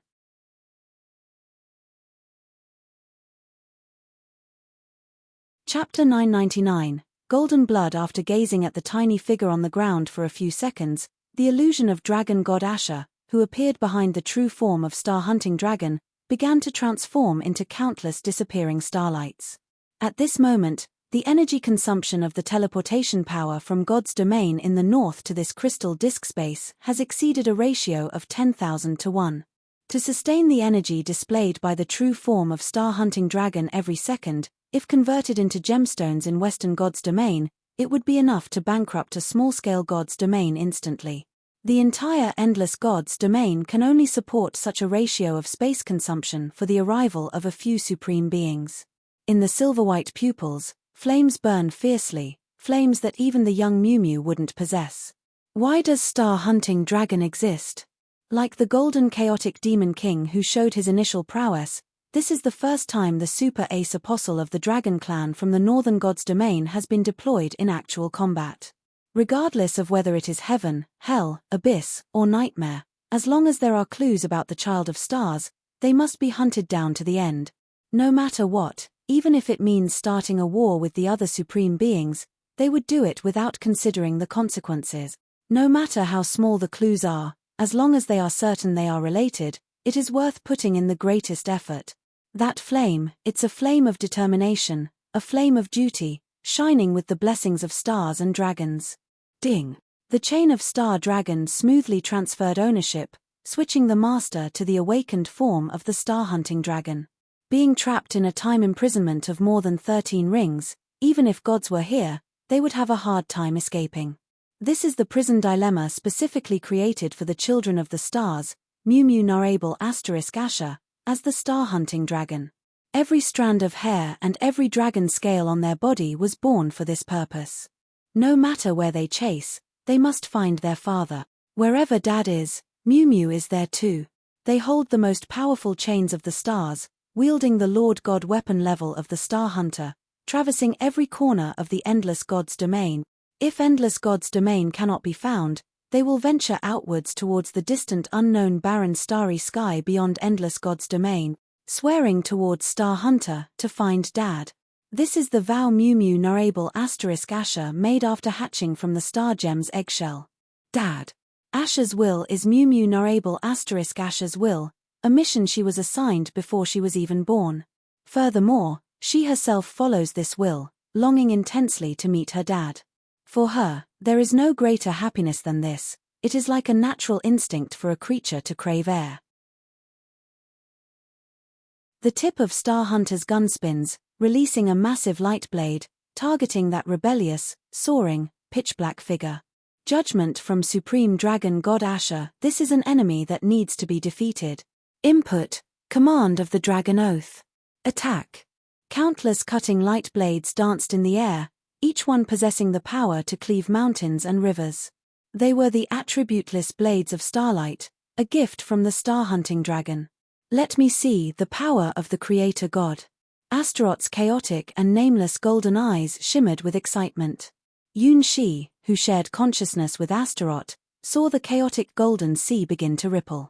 In the beginning, it was just a small pebble that accidentally fell into this vast ocean. Compared to the vast and boundless golden chaos, this pebble was as inconspicuous as a grain of sand in the river of destiny. However, this marked the transformation from nothing to something. Located in the deepest abyss, beyond the reach of external observation and interference, the golden sea of chaos had its first visitor. The small pebble shattered the long silence of the golden sea of chaos, just like plucking the strings of destiny, awakening this sea from its slumber. Yun-Shi, this tiny pebble. At this moment, the powerful supreme dragon god Asha of the creation level appeared, just like a meteor crashing into the golden sea of chaos, following the path opened by Yun-Shi, the tiny stone of destiny, and ushering the entire golden sea of chaos into a turbulent era. An existence that should not have appeared in this era. The golden demon king that was still in the process of gestation opened its eyes. Activate the realm of infinite desires. Her name is Astaroth. Recognized by the abyss, born from the magnificent golden sea of chaos, the strongest demon king, the body is undergoing changes. The golden blood rushes rapidly within this body, boiling. The human body is not capable of supporting such changes. Yun-Shi witnessed the rapid disintegration, reorganization, and regeneration of the human body structure he was familiar with. This body came from a distant future but exists in the present. Because of the golden sea of chaos, the past, present, and future all coexist. The predictions made by the White Lotus secret treasure can only simulate future paths of destiny. However, the creative power of the supreme dragon god Asha can turn the impossible into possible. She can directly elevate Mumu, who is still young, to the ultimate form, which is the current star-hunting dragon state. This is the privilege bestowed upon Mumu as a star-hunting dragon. When necessary, Supreme Dragon God Asha can use her body as a vessel. Even at the cost of tenfold consumption, they must catch the escaping child of the stars and not give him any chance to escape. The Golden Sea of Chaos can also accomplish the same thing. Following the future path deduced by the White Lotus secret treasure, after confirming the existence of Elise within Yun-Shi's body, the Golden Sea of Chaos responded to the will of Astaroth, opening up a passage. This transformed Yun-Shi's future, which was originally just a projection, into the true embodiment of the Demon King. Only those who are recognized by the Chaos Sea and possess even a fraction of Astaroth's will can bring this golden chaos into their own blood. This is a characteristic that comes from the Chaos Sea. Creatures with this blood can even produce golden magic crystals equivalent to the highest level strategic magic resources. Similarly, only those with this golden blood have a chance to open the door to the endless desires of the field. The human body cannot be infinitely strengthened, but those with golden chaos blood have this possibility. The golden blood of the Demon King is proof of recognition from the golden Chaos Sea. It is the Demon King's proof belonging to Astaroth. Endless golden runes run through this body, converging into an ocean equivalent to infinite rules.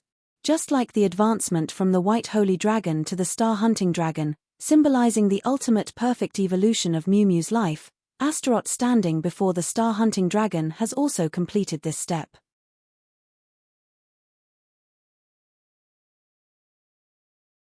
Chapter 1000, Abyssal Condemnation. Golden light dances behind Astaroth, reflecting the scenery of the endless golden chaos sea. With a gentle touch of fate's strings, Yun-Shi opened the door that should not have been opened. A miracle that brings together countless impossible elements has arrived. A golden demon king, Astaroth, who should not have appeared in this era. The cursed sword, Abyssal Condemnation, which shouldn't have been born in the present. The strongest demon king and the star-hunting dragon, Astaroth vs Asha. Like a predetermined destiny, this battle begins with the dance of the Star Hunter. Bang! Bang! Boom! Even though the heart was beating intensely, there was no feeling of rapid breathing, which was astonishing. Maybe it was because this body didn't need to breathe at all. With Abyssal Condemnation held in both hands, Astaroth stepped into the sky and swung his sword boldly under the suppression of the chain of billions of stars. He could hear the sound of jubilant cheers, as the golden blood within his body boiled, constantly pouring out power in response to Astaroth, the strongest demon king's will. The huge ripples turned into towering waves, sweeping everything, covering everything, devouring everything. The ultimate desire is infinite freedom. As the demon king of the golden sea of chaos, he is not bound by any common knowledge. Even if the opponent is a supreme deity, he will never retreat. Even though they have a similar body shape to humans, the sword aura released when wielding Abyssal Condemnation completely consumes the starlight wielded by Star Hunter. It looks as if there is an endless abyss of darkness, devouring all the starlight. The aftermath of their clash causes the earth to tremble and the sky to shake. And this is merely a tentative warm-up between the two. On the ground, golden crystals have emerged at some point. They are a manifestation caused by the magic flowing out from Astaroth's body, corroding the land with a golden crystal landscape. In the sky, the chain of Star Dragon is the main stage. More star gems are attracted by star-hunting dragon Mumu, who possesses the blessing of half of the stars, releasing the power of the stars contained within. The earth undergoes transformation towards the abyss. The sky begins to form the outline of a nebula. The heavens and the earth. Light and darkness. Abyssal Condemnation and Star Hunter. This battle is powerful enough to destroy the entire White Lotus Sword domain. If it wasn't for the complete blockade of this space by the chain of Star Dragon, combined with the creation power from Supreme Dragon God Asha that expanded this battlefield countless times, not only would the White Lotus Sword domain be affected, but also the surrounding stars would be affected by this battle. The Starwings Knights, who were originally one of the instigators of this war, have been relocated to the outer area of the chain of Star Dragon by the star-hunting dragon Mumu Narable Asha. This is not a place where they can stay, not even for a moment due to the aftermath. The battle has reached a level where no one can stop it. She cannot stop it. Astaroth, who is in an excited state, cannot stop it. Mumu couldn't resist the influence of Dragon God Asha's will. So, let's fight. TSK. The enormous Star Hunter spun again, its gun tip sparkling with dragon language inscriptions. Depot. Attack. Ice-cold, star-hunting dragon Mumu uttered flawless dragon language syllables, taking a step back and then gripping the gun with both hands, locking onto the tiny Astaroth. In this battle with such a huge difference in size, it doesn't mean that the larger one has an absolute advantage. In a battle where both sides have similar strength, the giant wanting to kill an ant as powerful as itself is a big problem. So, we need to use the power of dragon language inscriptions to amplify and lock onto our opponent.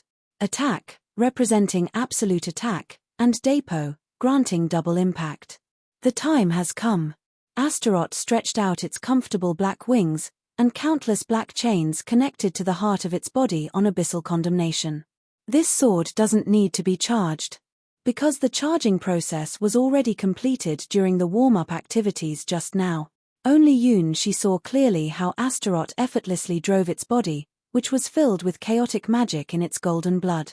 It turned the moves that would normally require some time to prepare into numerous pre-programmed actions, and then unleashed them. Undoubtedly, this is also a divine sword technique, a technique that the human body cannot bear. It is completely different from theoretical and high-limit sword, the sky-flying sword. Perhaps, it should be called the Demon King's sword, because only those with golden blood like Astaroth can perform this technique. It is the ability to transform the infinite flowing desire into power. Just like countless rivers converging together, eventually becoming like the ocean, the outcome is already decided even before the sword is drawn. The desire to defeat the opponent becomes stronger, with no visible limit. Perhaps, this is the power that can kill the Genesis existence in the endless God's domain. The black sword light became a tear in the ground, a flowing light that pierced the sky, leaving a deep scar in the world. Demon King's sword technique, Dark Mark. Power, unlimited. That black sword mark, like the abyss itself, can tear apart any world and bring destruction. Even facing the Lord God weapon from the era of the Twilight of the Gods, Abyssal Condemnation still exhibits absolute suppression.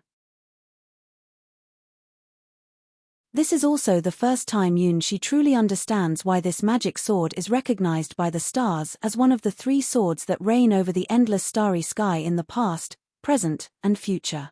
Unlike the star wings, which still cannot unleash its power in his hands, Abyssal Condemnation, in Astaroth's hands, made its debut in Endless God's domain and revealed its terrifying power to completely suppress a divine Lord God weapon. The body of the star-hunting dragon, exceeding 10,000 meters and weighing more than triple that of comparable celestial bodies, was blasted dozens of body spans away under the dark mark of Abyssal Condemnation. For the first time, visible black marks appeared on the untouched Lord God weapon gun body from the era of the Twilight of the Gods. You are. For the first time, the will of the supreme dragon god that descended into Mumu's body appeared slightly surprised, and its voice became somewhat intermittent. In the instant when they were pushed back, the energy transmission from the northern god's domain to this secret treasure space consumed 30,000 times more than its peak, reaching a horrifying level. If you're not serious, you will die soon. No, you are already dead. A cruel arc appeared at the corner of Astaroth's mouth, extremely ferocious, belonging to just a small glimpse of the most powerful demon king. A deep black mark appeared on star-hunting dragon Mumu's originally pristine white belly. It was a wound caused by the Abyssal Condemnation, and also the entrance for the erosion of the boundless power of the abyss. As a star-hunting dragon blessed by the dragon clan and the stars, she was supposed to be immune to all toxins and curse power, just like how there could never be water in the sun. However, this strike of the Abyssal Condemnation shattered the star-hunting dragon's absolute blessed physique, forcefully sending immense abyssal power into her body. Or perhaps it shouldn't be called a curse, as what is corroding star-hunting dragon Mumu's body is none other than the abyss itself. You can break the curse of the abyss projection and reject all the whispers of the ancient gods, but when facing the abyss itself, there is no other way than to confront it with an equal level of power. Luckily, as a star-hunting dragon with the characteristics of half a constellation, I possess this level of power. The dragon furnace on my shoulder ignites, releasing a power equal to that of the sun, forcefully dispelling the abyss. 1 sun, 2 suns, 3 suns appear behind the star-hunting dragon, and a faint golden dragon shadow can be seen at its core. That is the unfinished part being constructed by Mumu, a war tool created with the sun as its core. Even supreme dragon god Asha cannot forcibly enhance it, the special auxiliary weapon called Dragon Furnace. After all, in a certain sense, this is the only legacy left by that person for Mumu. Light Furnace. A modified version. Mixed within Astaroth's consciousness, Yunshi gazes at those 3 small golden light furnaces. The structure of the light furnace is the same, but there are many inexplicable things mixed within. With the incomplete memories inherited from the constellation, it is impossible to tell what the structures beyond the original version of the light furnace are. However, it seemed obvious that these things were specially prepared for Mumu, with a style that perfectly suited the characteristics of a giant dragon. Is this my past work? Or is it an unfinished masterpiece? Forever blazing sun. This time, it wasn't the dragon language inscription system, nor the penetrating sound that belonged only to the supreme dragon god Asha, but Mumu's voice. 3 unfinished dragon furnaces released a massive sun's true fire, gathering at the fingertips of the star-hunting dragon Mumu. In Mumu's eyes, there was joy, nostalgia, and longing. The intensity of these emotions even dispersed some of the absolute order aura from her mother, dragon god Asha. This is more interesting. Even if it's the sun, I will extinguish it to show you. Astaroth stepped with graceful strides. The outcome was predetermined long ago. The boiling realm of infinite desires had already prepared all the power that Astaroth needed. The process of gathering strength, not needed. Changing my real name is not necessary. The strongest demon king's power is being able to use it whenever they want and release it whenever they want. Mumu completed the combination of the sun runes on her fingertips. It was the legacy that her dad had given her, the special talent she possessed but had never used before, a shining brightness. Every day, the sun rises from the ground, even when surrounded by unforgiving darkness, I will use my imperfect body to shatter it for you and for it. Like a nursery rhyme etched in her memory, she possesses a side of her father's sun, destined to radiate a brilliant light that illuminates everything. The name Mumu Narable symbolizes a holy and pure light,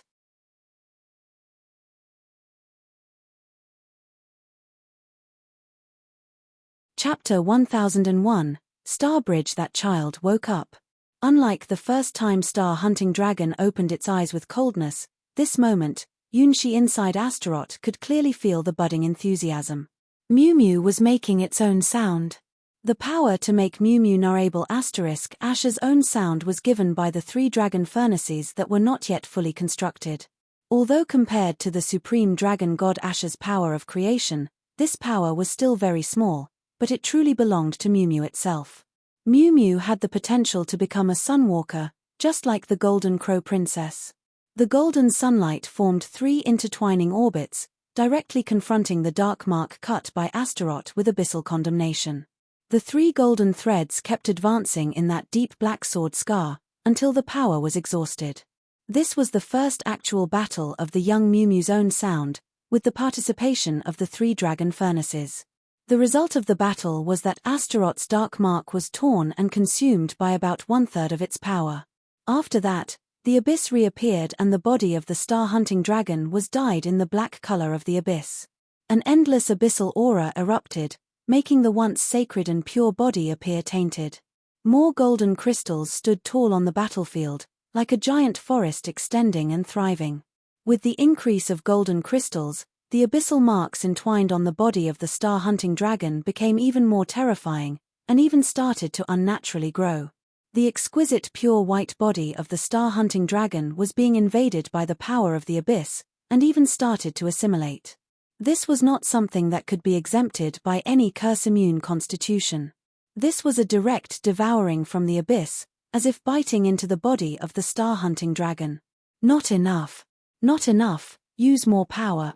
Astaroth savored the increasingly chaotic and golden taste surrounding him. The world was being corroded by the power of her own demon king, and the direction of the battle was developing overwhelmingly unfavorable for supreme dragon god Asha. The taste is good, it is perfect for hunting the child of God. Dragon god Asha, who should have had a higher level of power advantage, is actually at a disadvantage. The reason for this situation is really simple. This is not the home field of supreme dragon god Asha, the ruler of the northern god's domain.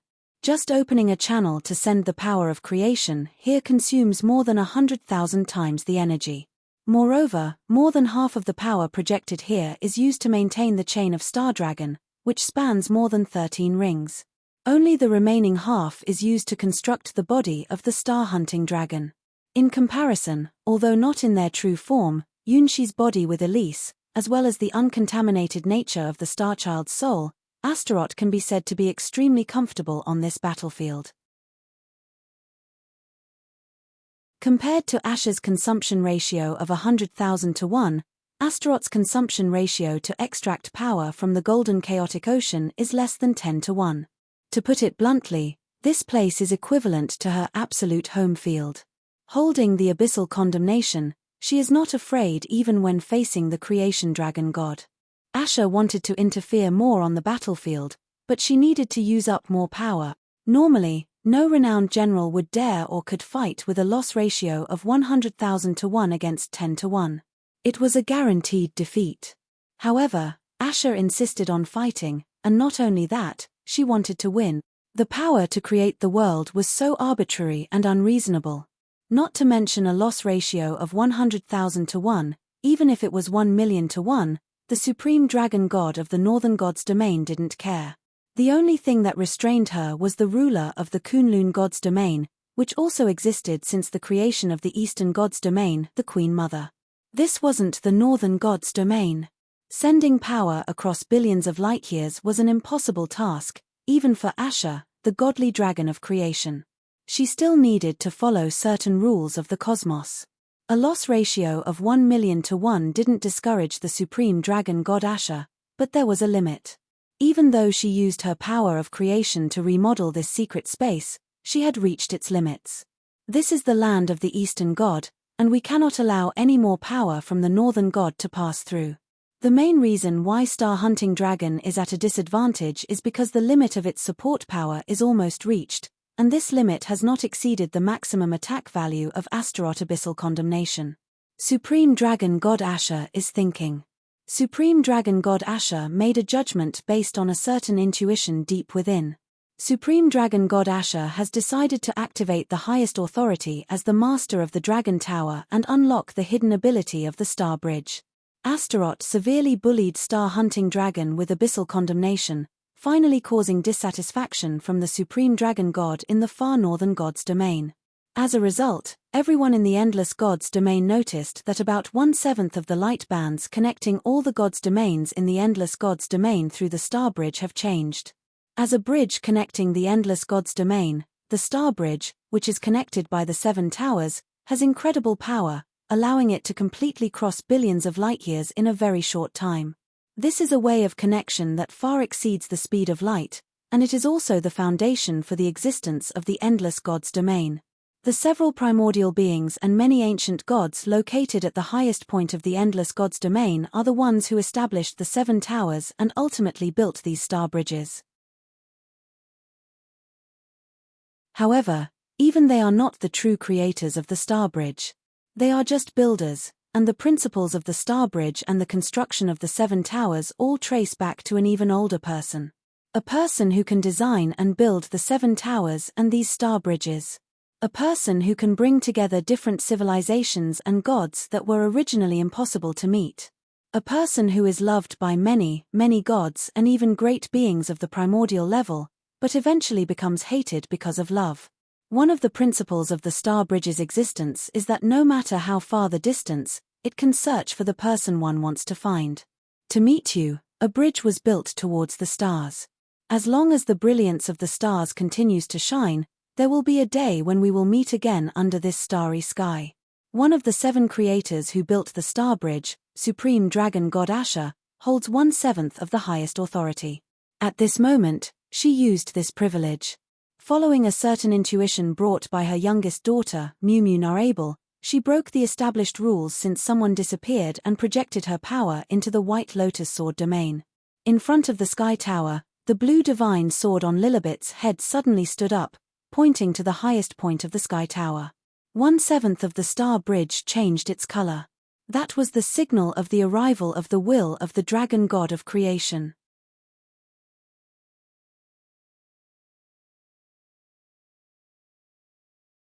Chapter 1002, The Arrival of Asha, the light flowing on the Star Bridge.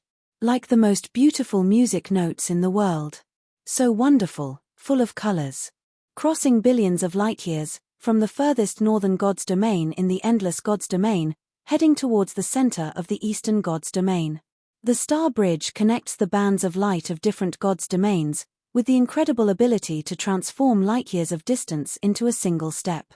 It is a symbol of civilization in the Endless God's domain. Each tower is a node of the light bridge, spread throughout the entire Endless God's domain.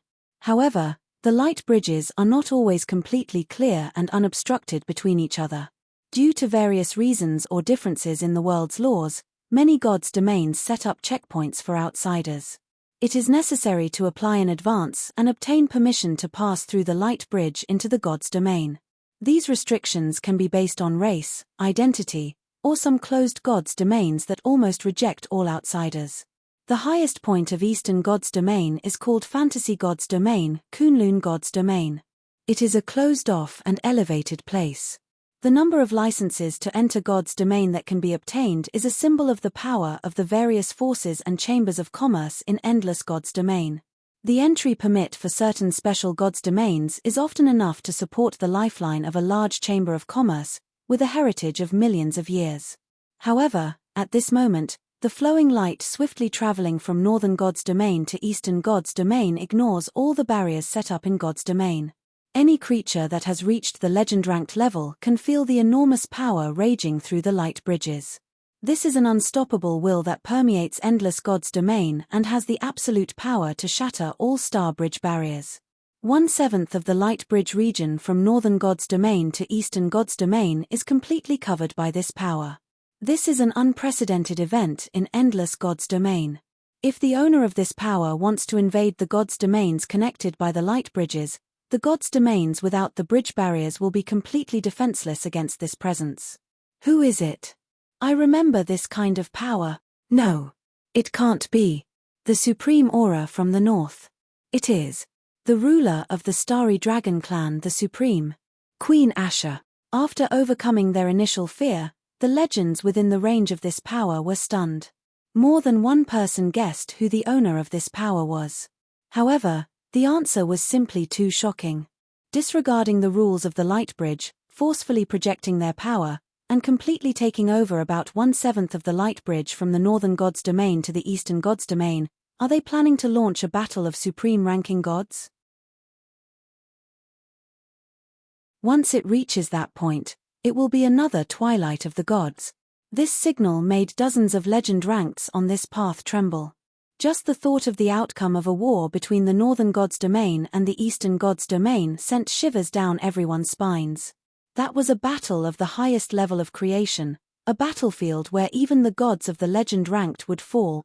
Since the end of the twilight of the gods' battle, Endless God's domain entered a whole new era connected by the Seven Towers, and there hasn't been a war of this level since then.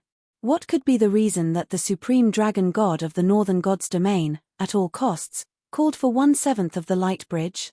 This is an unprecedented serious situation. Is war really about to come? White Lotus Sword Domain, a secret treasure space. 3 golden dragon furnaces tightly stuck to Mumu Narable, the star-hunting dragon, and they are working hard to dispel the invasion of the Abyss. On the originally pure white body of the star-hunting dragon, there are already dozens of marks from the Abyss, and they continue to multiply. Astaroth's dark mark is completely devouring this newborn star-hunting dragon. In the sky, countless stars slowly rotate in a chain, seemingly without any intention of rescuing star-hunting dragon Mumu Narable from her predicament. On the ground, more golden crystals emerge, gradually eroding the scenery and resembling Astaroth's favorite golden sea of chaos. Something is coming. She can sense that the tormented star-hunting dragon Mumu, who is losing her strength to resist, is merely a sideshow for Astaroth. She seems to be waiting for something. Similarly, the chain of Star Dragon, which has tightened its blockade and no longer provides power to Mumu, is also awaiting something. The temporary calm in the war feels suffocating, like the final silence before a storm. Beyond the chain of Star Dragon, there unexpectedly appears another entity. Zi Yuan, the future owner of the Ghost Sword domain and a member of Yun Q's team in the White Lotus secret treasure trial. The black-haired girl silently arrived at this battlefield, which even the legend ranked is not qualified to witness. She, alongside 2 other factions, gazes at the enclosed battlefield constructed by the chain of billions of stars. Hua Hua's occasion.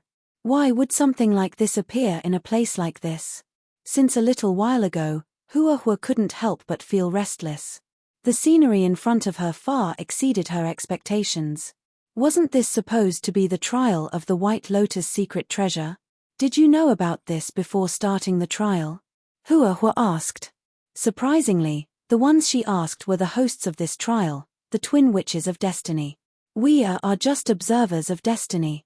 We can't decide which direction the river of fate will flow.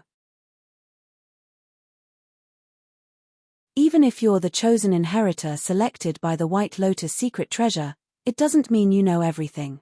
The voice of the White Lotus echoed in Hua Hua's ears, carrying a sacred and ethereal scent. However, there were some strange parts to it. In this world, who can truly see the future? The gathering of the fiery-haired warrior and the mysterious girl named Sue. Yes, it's true. It seems Asha fell for it. Exactly. Shea Longness's information wasn't just a rumor. This time she deserves recognition. The Abyss is staring right here. Sue lifted her cloak, revealing a bright and silly smile. This time it's our great victory. Zi Yuan's event. Okay. She has arrived. Zi Yuan nodded gently as the sword shadow of Ghost Sword appeared in front of her, serving as a marker to lock onto this battlefield. In the next second, endless brilliance erupted from Azure Excalibur, which Lilibet had guarded within the Sky Tower planet, washing away the entire White Lotus Sword domain. This power came directly from the distant Northern God's domain, bypassing the limits of this God's domain's rules. It was equivalent to Dragon God Asha personally taking action against the White Lotus Sword domain. In the face of such immense power of creation, the White Lotus Sword domain was like a tiny leaf, forcefully pulled out of the system of the Sky Sword God's domain and forcibly dragged into the Star Bridge. Asha's will has descended.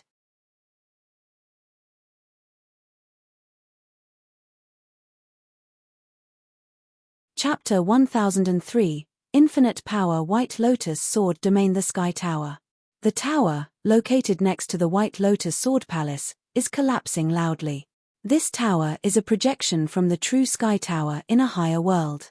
The power of the dragon god Asha has torn the entire White Lotus Sword domain away from the Sky Sword God's domain system. The Sky Tower built on the White Lotus Sword domain is also facing its own demise.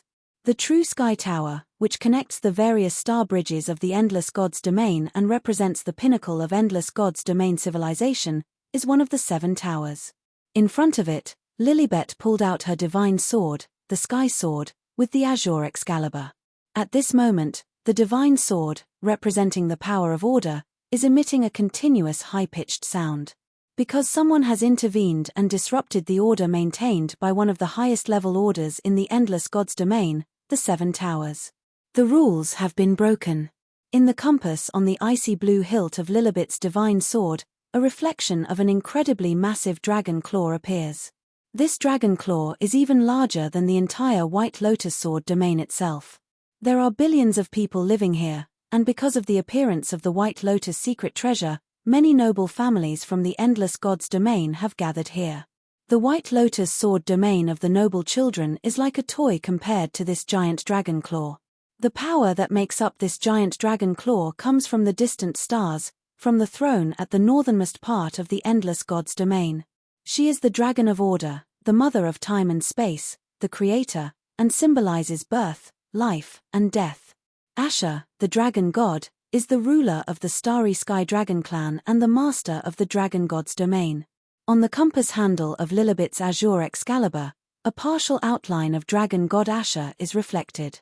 It is a void dragon bathed in starlight, with countless stars shining in its pitch-black wings, representing different gods' domains.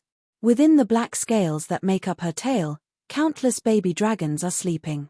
Black dragons, red dragons, green dragons, white dragons, and yellow dragons. Gem dragons, fairy dragons, jade dragons, and the white holy dragon. She is the origin of the Starry Dragon clan. All dragon bloodlines, whether good dragons or evil dragons, can be traced back to her in the Endless God's domain. Her will is the will of the Dragon clan. She is the eternal mythical dragon of the Dragon clan, the dragon god of creation who possesses the power of origins and creation. This is not allowed. Lilibet lifted her head, her blue hair instantly standing upright, emitting a special signal. At the same time, several forces in the treasure space made similar actions. Through the star bridge, a distance of billions of light years can be reduced to 0.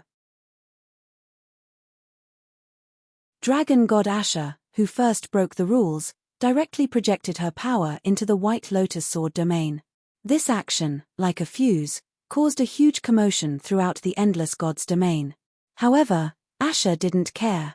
She didn't pay attention to what consequences this action might have or what misunderstandings it might lead to. When it's time to take action, do it without any hesitation. The cost of hesitation and indecisiveness is something Asha experienced once and never wanted to try again. Humans, when they make mistakes, will face punishment and the suffering of imprisonment. This is because human society has spontaneously formed certain rules or a fixed order. However, this doesn't make any sense to dragon god Asha, who is at the level of creation. Even if she makes a mistake, no one has the right to punish her, let alone judge her as guilty. Those who dare to do such things must be tired of living. Inside the secret treasure space, a massive beam of light descended from the sky, enveloping the already wounded star-hunting dragon. The chains of billions of stars began to move, tighten, and exerted immense pressure towards the inside of the secret treasure space. This means that the cage has finally entered the final stage of capture. Dragon god Asha, who projected his own power directly into the White Lotus Sword domain, couldn't wait to reap the fruits. Ha ha ha, here it comes, here it comes. I've been waiting for you. Astaroth, who had almost completely occupied the earth with the crystal disc, firmly gripped Abyssal Condemnation and plunged it deeply into the ground. Hundreds of golden crystals rose from the ground, resembling countless golden blades standing on the earth. Yes, This is the moment Astaroth has been waiting for. Not to fight against star-hunting dragon, who is just a puppet, but to battle the real dragon god Asha. Facing the power belonging to the creation level, which even the legend ranked cannot reach, it is hailed as the strongest embodiment of the world's ultimate rule, the most powerful, feel. Only such an enemy can arouse the fighting spirit of the strongest demon king born in the golden sea of chaos. The shining light that fell from the sky immediately dispersed all the darkness that surrounded star-hunting dragon Mumu Narable, and it had a powerful force that made people want to kneel down on the ground. The power of the creator god. Rebellion.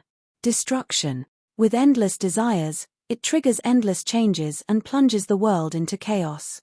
The golden crystal patterns appeared on the blade of Abyssal Condemnation, and more runes began to dance on the sword, which came from the golden sea of chaos and belonged to the demon king. If the power of creation represents the highest level of the endless god's domain, then the power of the demon king represents a kind of chaotic and extreme disorder. The demon king is a powerful being that destroys order and tramples on rules, and it is also the destiny that Astaroth holds. Let me show you what the abyss looks like. A pleasant curve appeared at the corner of Astaroth's mouth, and his golden blood boiled throughout his body. At this moment, Yun-Shi, who shares the same consciousness with Astaroth, once again sees the impossible circuit. Countless, or even more, cannot be described with words, the endless intertwining, fusion, and weaving of runes creating scenes of language. Armor break stacked 1,000,000 times. Bloodlust stacked 500,000 times. Thousand strikes in an instant stacked 100,000 times. Blade of Chaos stacked 50,000 times. Dimensional cut stacked 30,000 times. It is definitely not something that humans can achieve. It's as if all numbers and rules have gone mad, and within the golden sea of chaos, numerous combinations of runes emerge. This is a secret hidden in Astaroth's blood, only the realm of infinite desires can create such a logic. Regardless of whether this reasoning goes against the usual logic of the world, regardless of whether the infinite accumulation of power follows mathematical rules, anyway, it can be done, it is possible. Countless combinations of runes come together to ultimately transform into a blade that even gods can be killed with, and that is the tactic Astaroth excels at. As long as she is given enough time and information, even a god can be easily killed. The stronger the enemies she encounters, the stronger the memories she engraves upon herself, and all of this ultimately becomes nourishment for the golden sea of chaos, making her even more powerful.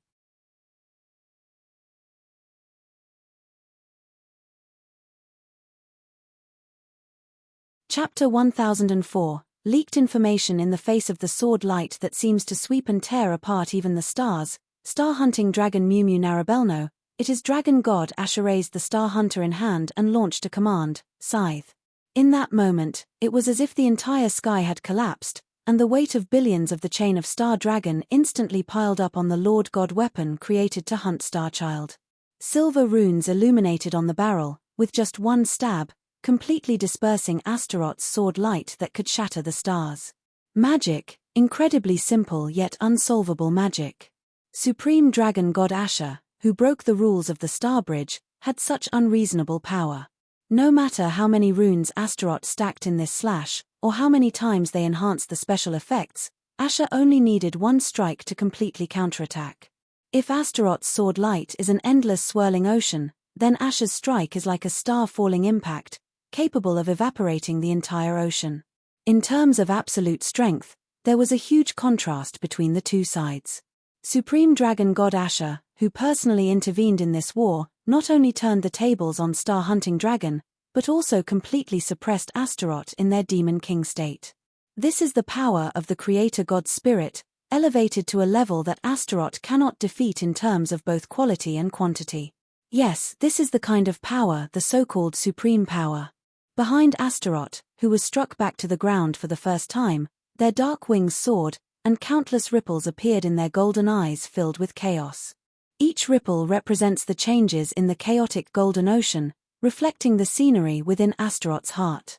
Facing the star-hunting dragon Mumu Narable, who demonstrated power at the level of creation, the flame in Astaroth's heart not only didn't extinguish but burned even more intensely. The more difficult the enemy is to defeat, the more we want to win. The scarier the opponent is, the more we can surpass our limits. The ultimate desire is endless freedom. A world without opponents is so boring. It is because of the existence of monsters like Astaroth, who has had the power of the Demon King since birth, that this world has the level of creation. Astaroth is filled with joy and excitement. At the same time, Yunshi, who shares consciousness with Astaroth, received some very bad news. Master. Something really bad is happening. Maya, Yunshi's star spirit, who never interferes in trials unless in extreme circumstances, broke the rule and warned Yunshi for the first time. Is it the end of the world? Yunshi felt like there couldn't be any worse situation than now. Almost assimilated by the White Lotus secret treasure's most powerful future projection, the Golden Demon King Astaroth's body even disappeared in the crystal ball space. Across the way, stood one of their most terrifying ex-girlfriends, Mumu's mother, Asha, one of the powerful gods called Supreme Dragon God of the Creator God Spirits. Surrounding them, the powerful chain of star dragons sealed them off, making escape nothing but a foolish dream. After this battle, it felt like it was time to return home and get married. No, it's worse than the end of the world. Master, it seems like they've also noticed something and started to stare at us. Maya's voice trembled, even more than when Yunshi and Astaroth merged together. She had never been this panicked. The soul of Starchild cannot be destroyed, even if they become the Demon King. They. As soon as Yunshi heard this word, he had a terrible sense of foreboding. It's those few. Master, you haven't forgotten how you died in your previous life, have you? Ah, I remember. Or rather, it was Yunshi's earliest memory of Starchild. The desperate wolf ran everywhere but couldn't escape, and its soul turned into countless shining memories. It was too painful to look back. They all came. Maya trembled in fear. This was not just a problem with the apostles, but the main characters were coming to block the door. Now we might really be in trouble. Yunshi also felt that something big was not right. It was like being at the end of the road with no way to escape. Even with Astaroth's power, he looked like he had little chance against Dragon God Asha. If a few more came, it would be a complete collapse. Perhaps, even the seemingly all-knowing and all-powerful White Lotus secret treasure couldn't figure out a way to counter the 4 ex-girlfriends. Yunshi himself didn't know how he could defeat 4 creator-level ex-girlfriends. Speaking of which, what did he do in his past life to have the courage to take on this kind of challenge? Look, they're sinking. Master, the only plan now is to run away. Maya gritted her teeth. Even if it meant exposing certain things, they had no choice. As the guardian of Starchild, carrying the great mission of the stars, the star spirit had 1 or 2 hidden cards that should only be used as a last resort. Can we still escape now? Yunshi looked at the chain of star dragon descending from the sky. Even if just one of them caught him, it would trap him completely. It was clear that Dragon God Asha had already anticipated this. I will never give you a chance to run. I will lock you up. The billions of the chain of Star Dragon seemed to have the words engraved on their chains. There is, but we have to wait for the opportunity, Maya calculated cautiously. The opportunity might only come once. If they couldn't escape this time, no matter which one of his ex-girlfriends they fall into the hands of, the outcome would be disastrous. Dark Mark. Astaroth didn't care about what Yunshi and Maya were thinking. For her, the reason for this battle didn't matter, nor did the goal. The battle itself was what she desired. Even if the opponent was a divine being of creation, it was no exception. More golden crystals rose from the ground. If Asha, who controlled the billions of the chain of Star Dragon, represented the sky, then Astaroth, at this moment, was the earth.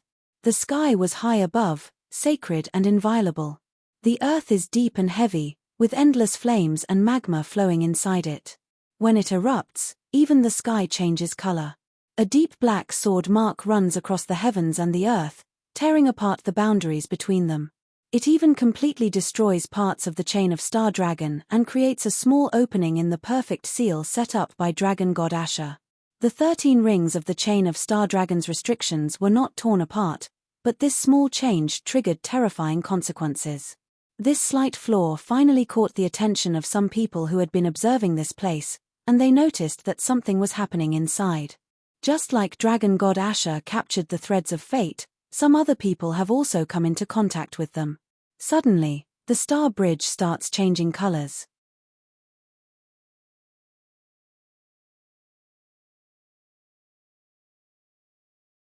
Chapter 1005.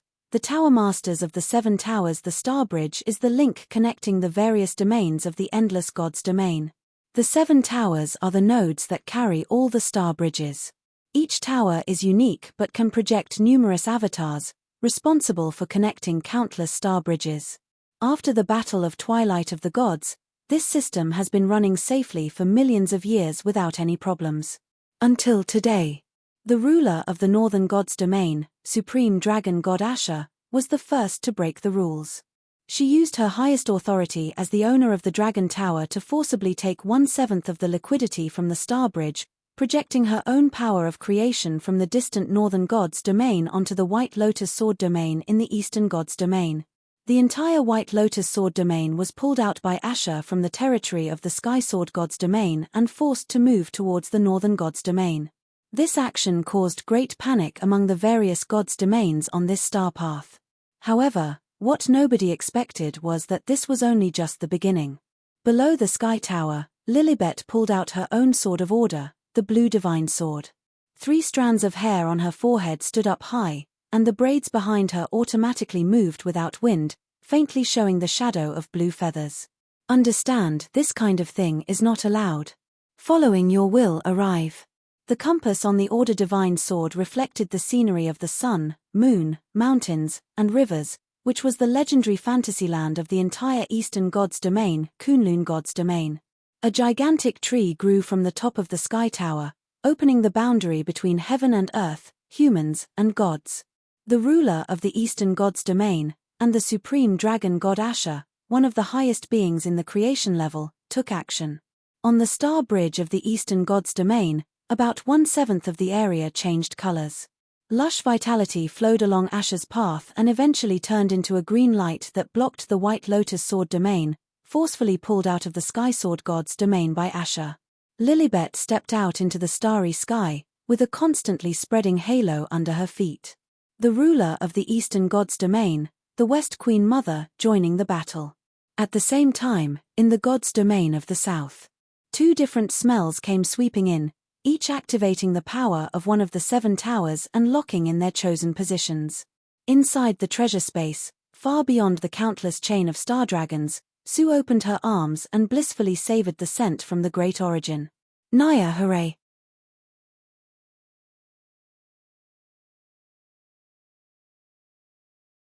The descent of the gods has been triggered. At this point, almost all of the tower masters known to people in Endless God's domain had gathered at the 7 towers. In Eastern God's domain, the tower master of the Celestial Tower is the Queen Mother of the West. In Northern God's domain, the tower master of the Dragon Tower is the Supreme Dragon God Asha. In the Southern God's domain, the tower master of the Earth Tower is Naya, the Lord of Chaos. In the Southern God's domain, the tower master of the King's Tower is the Nameless Lady. In Western God's domain, the tower master of the Divine Tower is Ionia, the god above gods. Among the 7 towers, nobody knows who is the master of the Shadow Tower, which was the last one to be completed, and it seems to not exist in the real world. As for the Tower of Stars, which was the first one to be completed, it has never had a master, but rather is responsible for operating and dealing with matters related to the Star Bridge. At this moment, the 5 tower masters who had found the coordinates and arrived at the White Lotus Sword domain were the 5 creator-level beings seated on the highest throne of the Endless God's domain.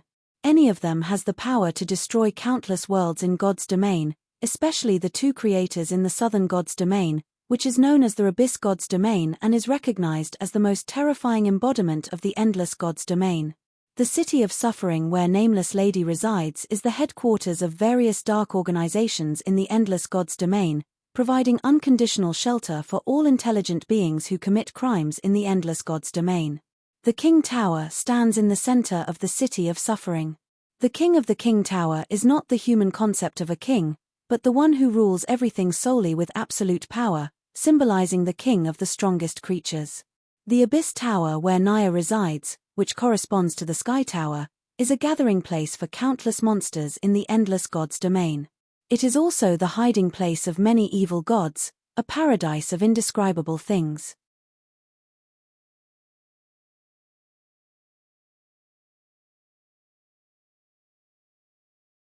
Chapter 1006, The Halt of the Endless Gods' Domain. On this day, all the rulers of the Eastern Gods' Domain, Western Gods' Domain, the Southern Gods' Domain, and the Northern Gods' Domain were left dumbfounded as their star bridges instantly turned into musical staves. 5 different creator-level powers, through their respective highest authorities, took up 75% of the star bridge, completely halting its operation. The star bridge connecting the major gods' domains in the Endless Gods' Domain is only operating with the remaining 2/5, but it is merely a drop in the bucket. The entire flow of resources and business activities in Endless Gods' Domain has fallen into a semi-stagnant state. No one has witnessed such chaos since the twilight of the Gods' War. This is the star bridge that connects the entire Endless Gods' Domain.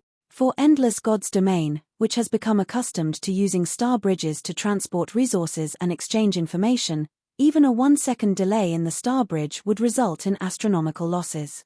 Moreover, this time the entire star bridge system almost came to a complete halt. The system, which was supposed to operate normally, had 7 tower masters intercepting 1/7 of its capacity to transmit power. As a result, all the resources and information that were originally supposed to flow through these star bridges were forcibly squeezed into the remaining empty areas. Only Asha's 1/7 is manageable since the star bridge was designed with sufficient capacity. Although it may be slower, circulation can still be maintained. The other 4 tower masters of the 7 towers attempted to follow Asha's approach, but their prepared capacity could no longer support it. As a result, the star bridge system, which was still barely functioning, completely snapped. Apart from the part of the star bridge that belongs to the tower master of the 7 towers, the rest of the star bridge is blocked tightly by various goods and information, just like vehicles stuck on a road during holidays, unable to move forward or backward at all. If we consider the star bridge as a road between the Endless Gods' Domains, then at this moment, except for a few extremely remote gods' domains that can still operate, all the other gods' domains are blocked. The last time this situation occurred was during the twilight of the Gods' War, which swept through more than half of the Endless Gods' Domains. During that era, the star bridge system was not fully completed yet, and the war interrupted many star bridges, causing the connections between various gods' domains to be severed. Since the completion of the 7 towers and the agreement reached by the 5 creator beings, allowing the use of star bridge connections, the civilization system of the entire Endless Gods' Domain has become completely different from the twilight of the Gods era. Now, the losses caused by a 15-minute blockage of the star bridge are probably greater than when the star bridge was interrupted for a year during the twilight of the Gods' War. However, no one has any solution to this situation. Because what is happening in front of them is beyond their imagination. Especially for the legendary beings standing at the pinnacle of their respective gods' domains, they can easily recognize the truth behind this musical staff. The ruler of the Dragon Tower in the Northern Gods' Domain is the supreme dragon god Asha. The ruler of the Sky Tower in the Eastern Gods' Domain is the Queen Mother of Kunlun. The ruler of the God Tower in the Western Gods' Domain is the God of Gods, Ionia. The ruler of the Earth Tower in the Southern Gods' Domain is the Lord of Chaos, Naya. The ruler of the King Tower in the Southern Gods' Domain is the Nameless Lady. The 5 known creators in the Endless Gods' Domain transformed the Star Bridge into a musical staff. The Star Bridge and the 7 towers were built by these creators together. Only such an existence can make all the rulers of God's domain accept the presence of the Star Bridge. Initially, many people feared the Star Bridge because it represented a power outside of God's domain, the power of foreign invasion. It wasn't until people began to get used to the Star Bridge that bold merchants started selling specialties from different gods' domains through the Star Bridge. The entire Endless Gods' Domain developed rapidly in civilization thanks to the existence of the Star Bridge, and the rulers of God's domain gradually accepted its presence. Because the Star Bridge has existed for a very long time for wise beings, many people have forgotten about it. The 5 creators, who are the Tower Masters of the 7 Towers, each have 1/7 of the highest authority over the Star Bridge. The Star Bridge is not a thing that everyone owns, instead, it is a bridge built by the Tower Masters of the 7 Towers, reaching towards the stars. Until now, the owners of the 7 Towers each used their highest powers. Only then did people remember what the essence of the Star Bridge was. Looking at the Star Bridge that turned into a musical staff, many residents of God's domain were filled with great fear. 5 creative beings used their highest authority together. What does this mean? Is it true that the war is about to begin? Will the eternal peace of endless God's domain never return again? If these 5 creators really go to war, then the entire civilization of endless God's domain will regress, and countless parts of God's domain will turn to ashes in the war of creators. This is by no means an exaggeration. Each and every one of the 5 who sit atop the highest throne in the endless God's domain possesses this kind of power. Long ago, these 5 beings made a secret contract that nobody knows the details of. Because of this, the Star Bridge system in endless God's domain was able to be built. Without it, the concept of endless God's domain would not even exist. The 5 creators each have different personalities and positions. Asha, the ruler of Northern God's domain and the mother of the Stellar Dragon clan, follows the principles of order and kindness. She has a good relationship with Ionia, the supreme god of Western God's domain. Many dragons are active in both of these gods' domains. In the Southern God's domain, the 2 creators lean towards chaos and evil. Nameless Lady prefers intelligent beings who deviate from order and is accepting of all criminals. Naya favors all kinds of monsters, creatures, and unnameable beings. She opposes dragon god Asha and the supreme god Ionia. The Lord of Kunlun, the ruler of Eastern God's domain, follows a principle of absolute neutrality and has a mysterious and friendly relationship with the other 4 creators. In this way, the 5 creators have formed a unique state of balance. Most of the time, these 5 beings don't interfere with matters in endless God's domain and don't even appear before people. The most powerful god, Ionia, has been missing in the pantheon for thousands of years. The all-powerful dragon god, Asha, started entering a routine sleep hundreds of years ago. The god Naya and the nameless lady of the dark abyss, even their subordinates don't know what they are doing or if they are still in the endless God's domain. Only the Queen Mother of Kunlun God's domain has remained active, either pregnant or trying to conceive, not even caring about the affairs of the Sky Tower. The power of creator-level beings to interfere with the real world has been absent for thousands of years, and they no longer directly involve themselves in the creation of the real world. It seems like they have agreed that the mortal world belongs to mortals, the hero world belongs to heroes, and the legendary world belongs to legends.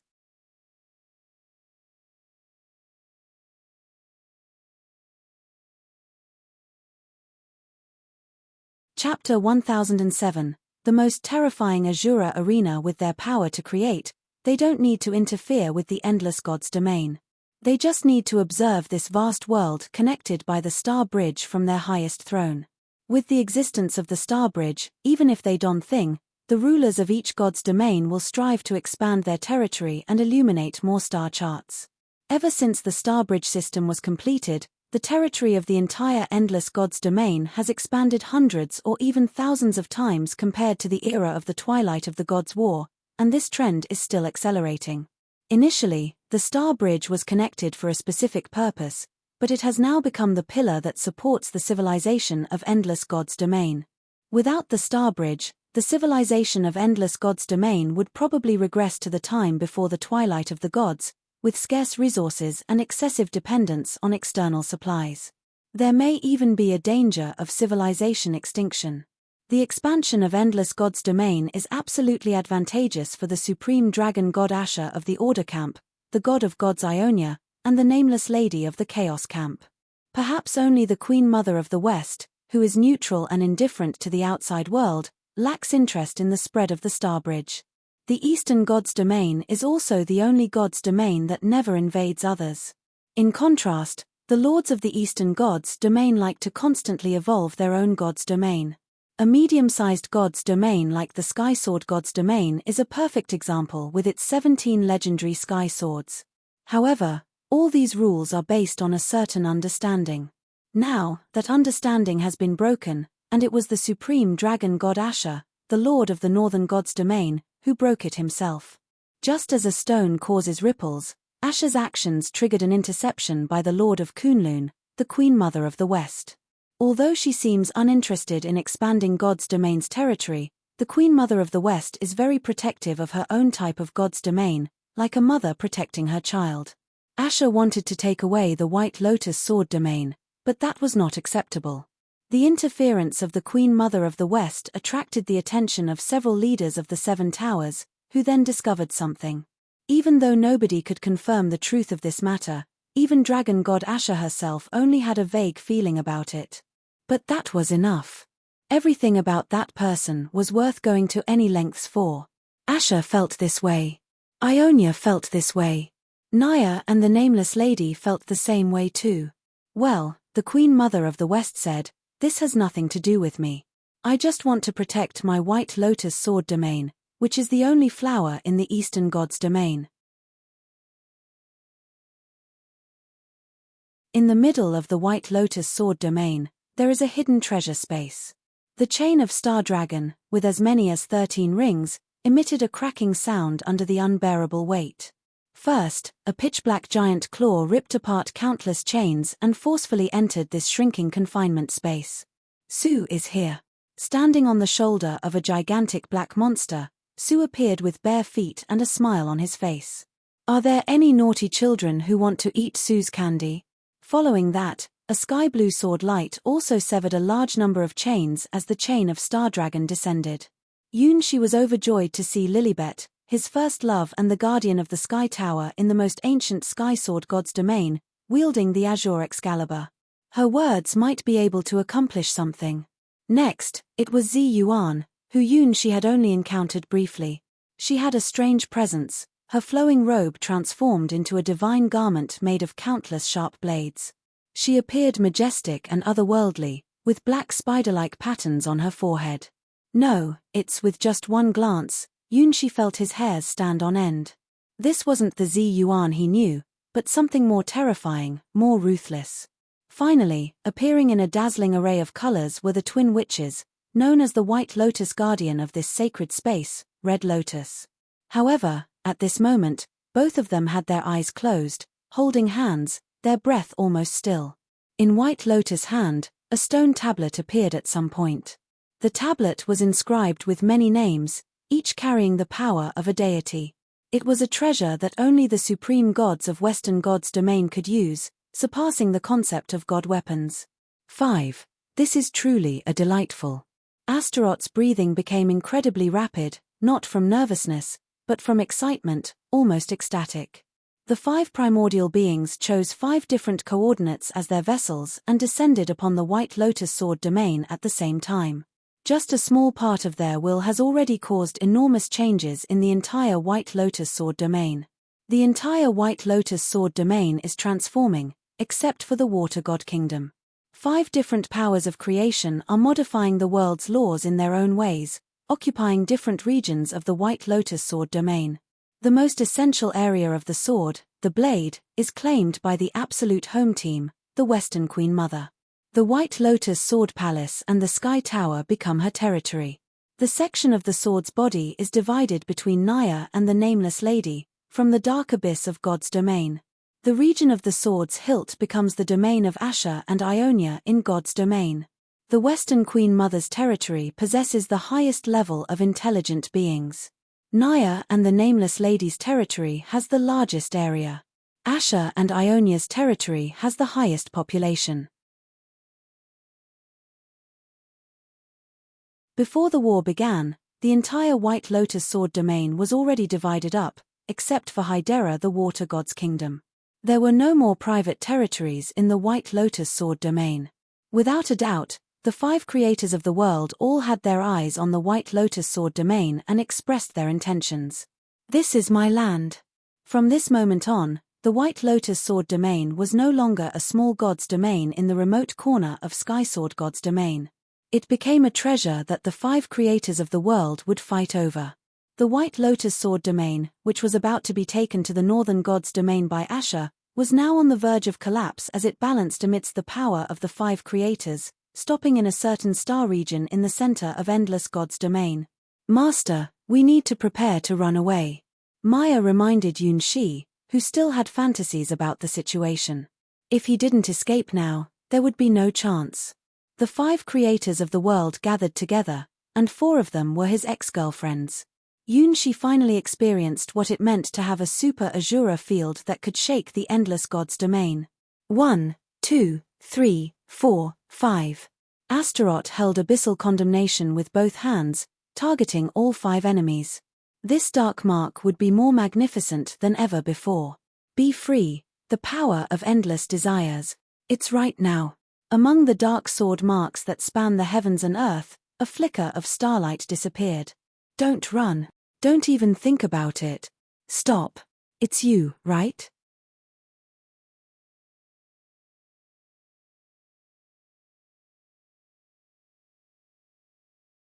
Chapter 1008. Even though it was surrounded by the dazzling brilliance of the chain of Star Dragon, that strand of starlight was so insignificant, and it was even hidden within the dark mark wielded by Astaroth.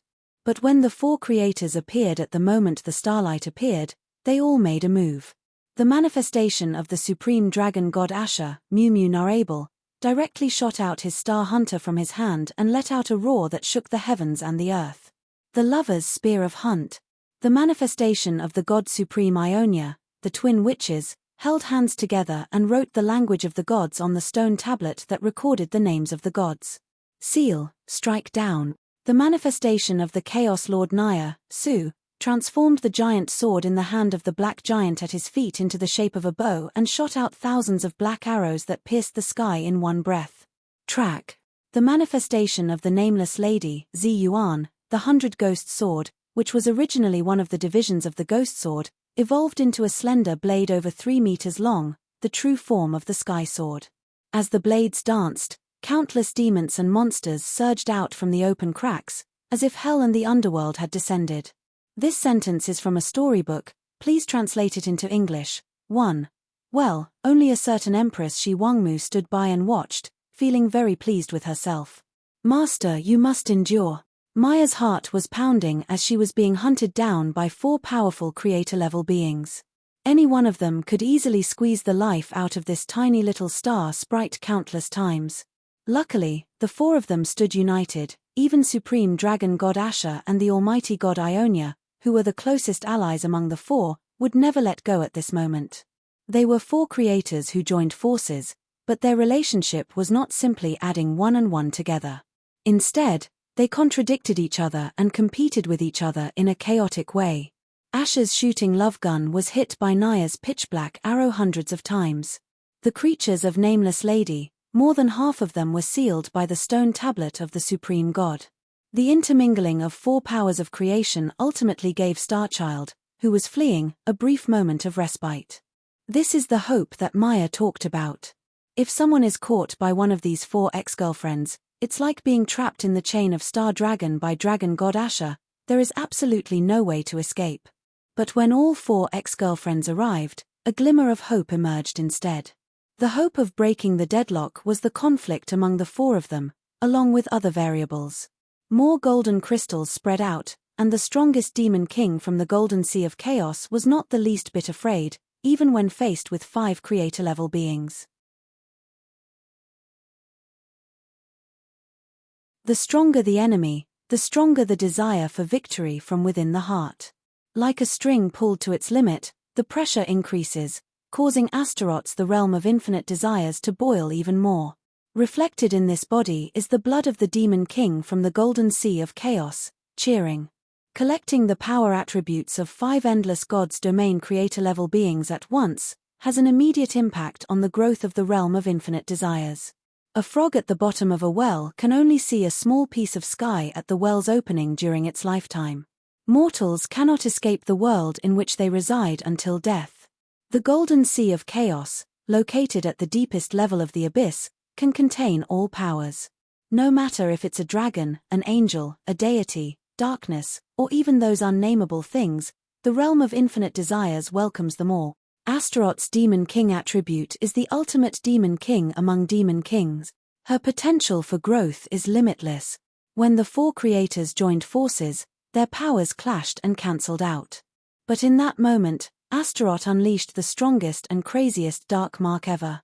This sword almost made the golden blood within her body completely evaporate. It was a sign that Astaroth's Demon King power had reached its limit. Countless runes rearranged and danced, weaving scars on par with dividing heaven and earth. The jet-black scars were like the abyss itself. They first devoured Naya's dark arrows, then swallowed Nameless Lady's sinister creatures, instantly expanding more than tenfold. Finally, they broke through the rainbow light of the Ionia stone tablet and crashed onto the hunting lover's spear that posed the greatest threat to Yunshi. As the focal point, Astaroth unleashed a power at least 10 times greater than her own, perfectly illustrating the concept of leveraging strength and infinite imagination and creation. If the scoring system of the White Lotus secret treasure trial were still in place, this dark mark would undoubtedly receive a perfect score of 100. After all, it was a sword technique guided by the power of creation itself.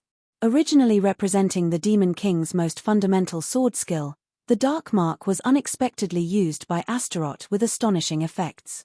This single move shattered the balance of the four primordial beings and also opened an escape route for Yunshi. However, just this is not enough. For the four creator beings who had activated a seventh of their respective star bridges' highest authority, the word defeat simply didn't exist in their dictionary.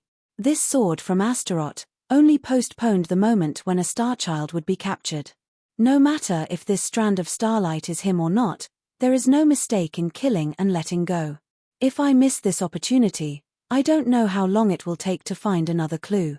Starchild, who has the blessings of the stars, is a target that cannot be captured by any fortune-telling or prophecy.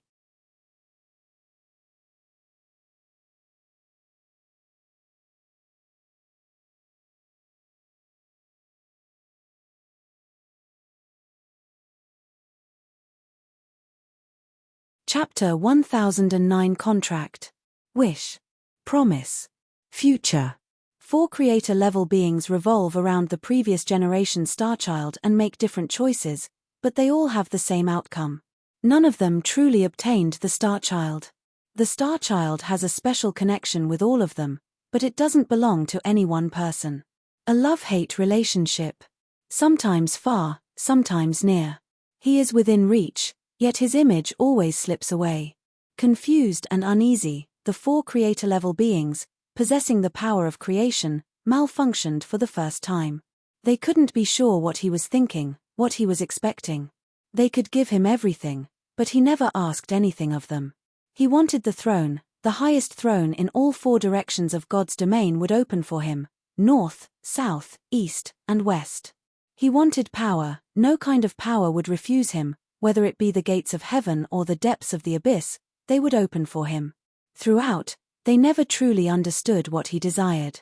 The 7 towers, which constructed the civilization foundation of endless God's domain, connected the star bridges among the major God's domains. Starchild left contentedly, disappearing into endless God's domain. Or rather, he escaped. The last thing that happened was the scene seen by Yunshi when he turned 16. It looks like the escape attempt failed. Now, he has to face the same difficult situation again.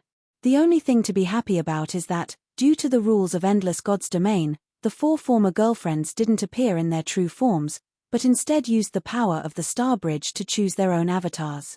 And, they are not completely certain that the starchild they are looking for is here. From this perspective, Yunshi's disguise is still perfect. The starlight just now was just a decoy thrown out by Maya. The real Yunshi is still in a fused state with Astaroth. Former girlfriends, all 4 of them. Do they correspond to Mumu, Red Lotus, White Lotus, Su, and Zi Yuan? Are they all chosen apostles? There is one more. She is the guardian of the Sky Tower, corresponding to the neutral Queen Mother of the West. Calmly analyzing the current situation, Yunshi once again enters a state similar to when he was immersed in the battle god Sand of Time with Cassina. Time has slowed down, as if at the bottom of the river of endless time. Countless threads of fate intertwine within the White Lotus Sword domain. The threads belong to the ex-girlfriends of the 4 creator-level beings. The threads belong to him and the future strongest demon king, Astaroth. The threads belong to the Queen Mother of Kunlun God's domain, Her Majesty Shi Wangmu. Oh, there are other threads too? Although they appear weaker compared to these creation beings, they contain a stunning power that is almost equal to the strongest demon king, Astaroth. That is his childhood friend. Hua Hua's thread.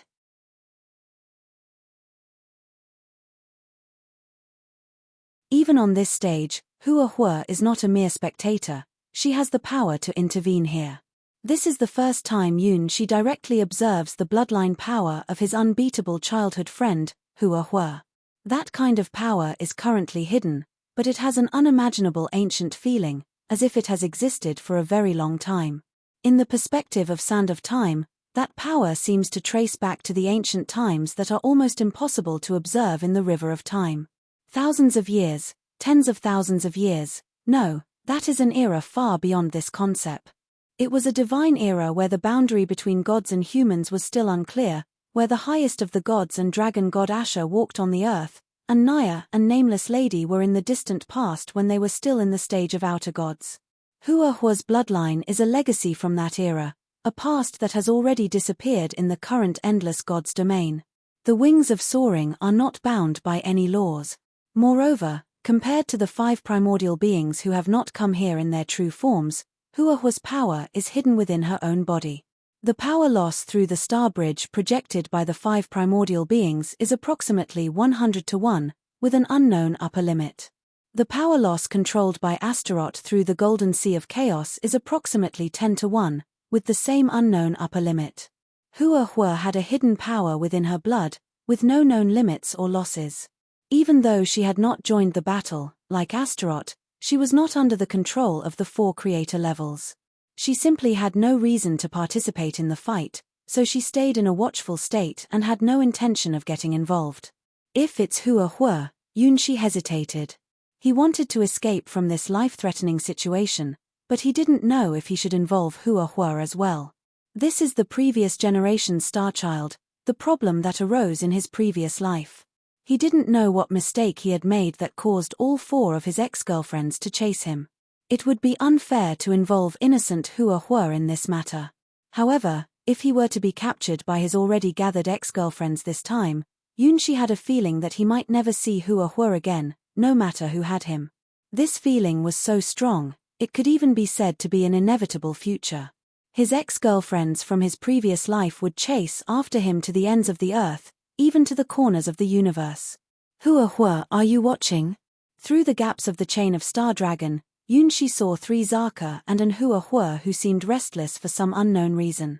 She didn't know what happened here, but she seemed to sense something. Should we say this is the telepathy between childhood sweethearts who like each other? Hua Hua didn't hear any sounds, but a wild instinct bubbling in her heart told her that something terrible had happened.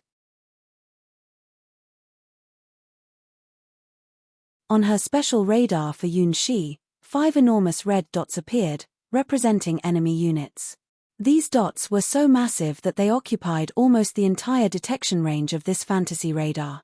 The targets represented by the 5 dots were unmistakably clear, visible through the shattered chain of Star Dragon. Twin witches who looked identical and had a great advantage. Despite being a half-human, half-dragon supergiant, Mumu possessed alluring contours and a majestic chest. Her sweet smile at the corner of her mouth made people instantly like the mysterious girl, Su. Ziyuan, the cold beauty as chilly as an iceberg, was surrounded by sinister creatures. And finally, there was Lilibet, wielding the azure Excalibur, a crimson alarm raising to its highest level, causing Hua Hua's hair to stand on end. Little she, when did you get into so much trouble? Even if you flirt, there should be a limit. Hua Hua got angry, the mighty Dragon Emperor sword roaring, and the dormant power of her bloodline began to shatter. You're tuning in to the Dreamy Chapters YouTube channel. We're so grateful for your support, and don't forget to subscribe to join us on this incredible journey through captivating stories. Your generosity through donations truly makes a world of difference, as it's the primary source of revenue that allows me to expand and enhance this channel for you. Thank you from the bottom of my heart for being a part of this adventure.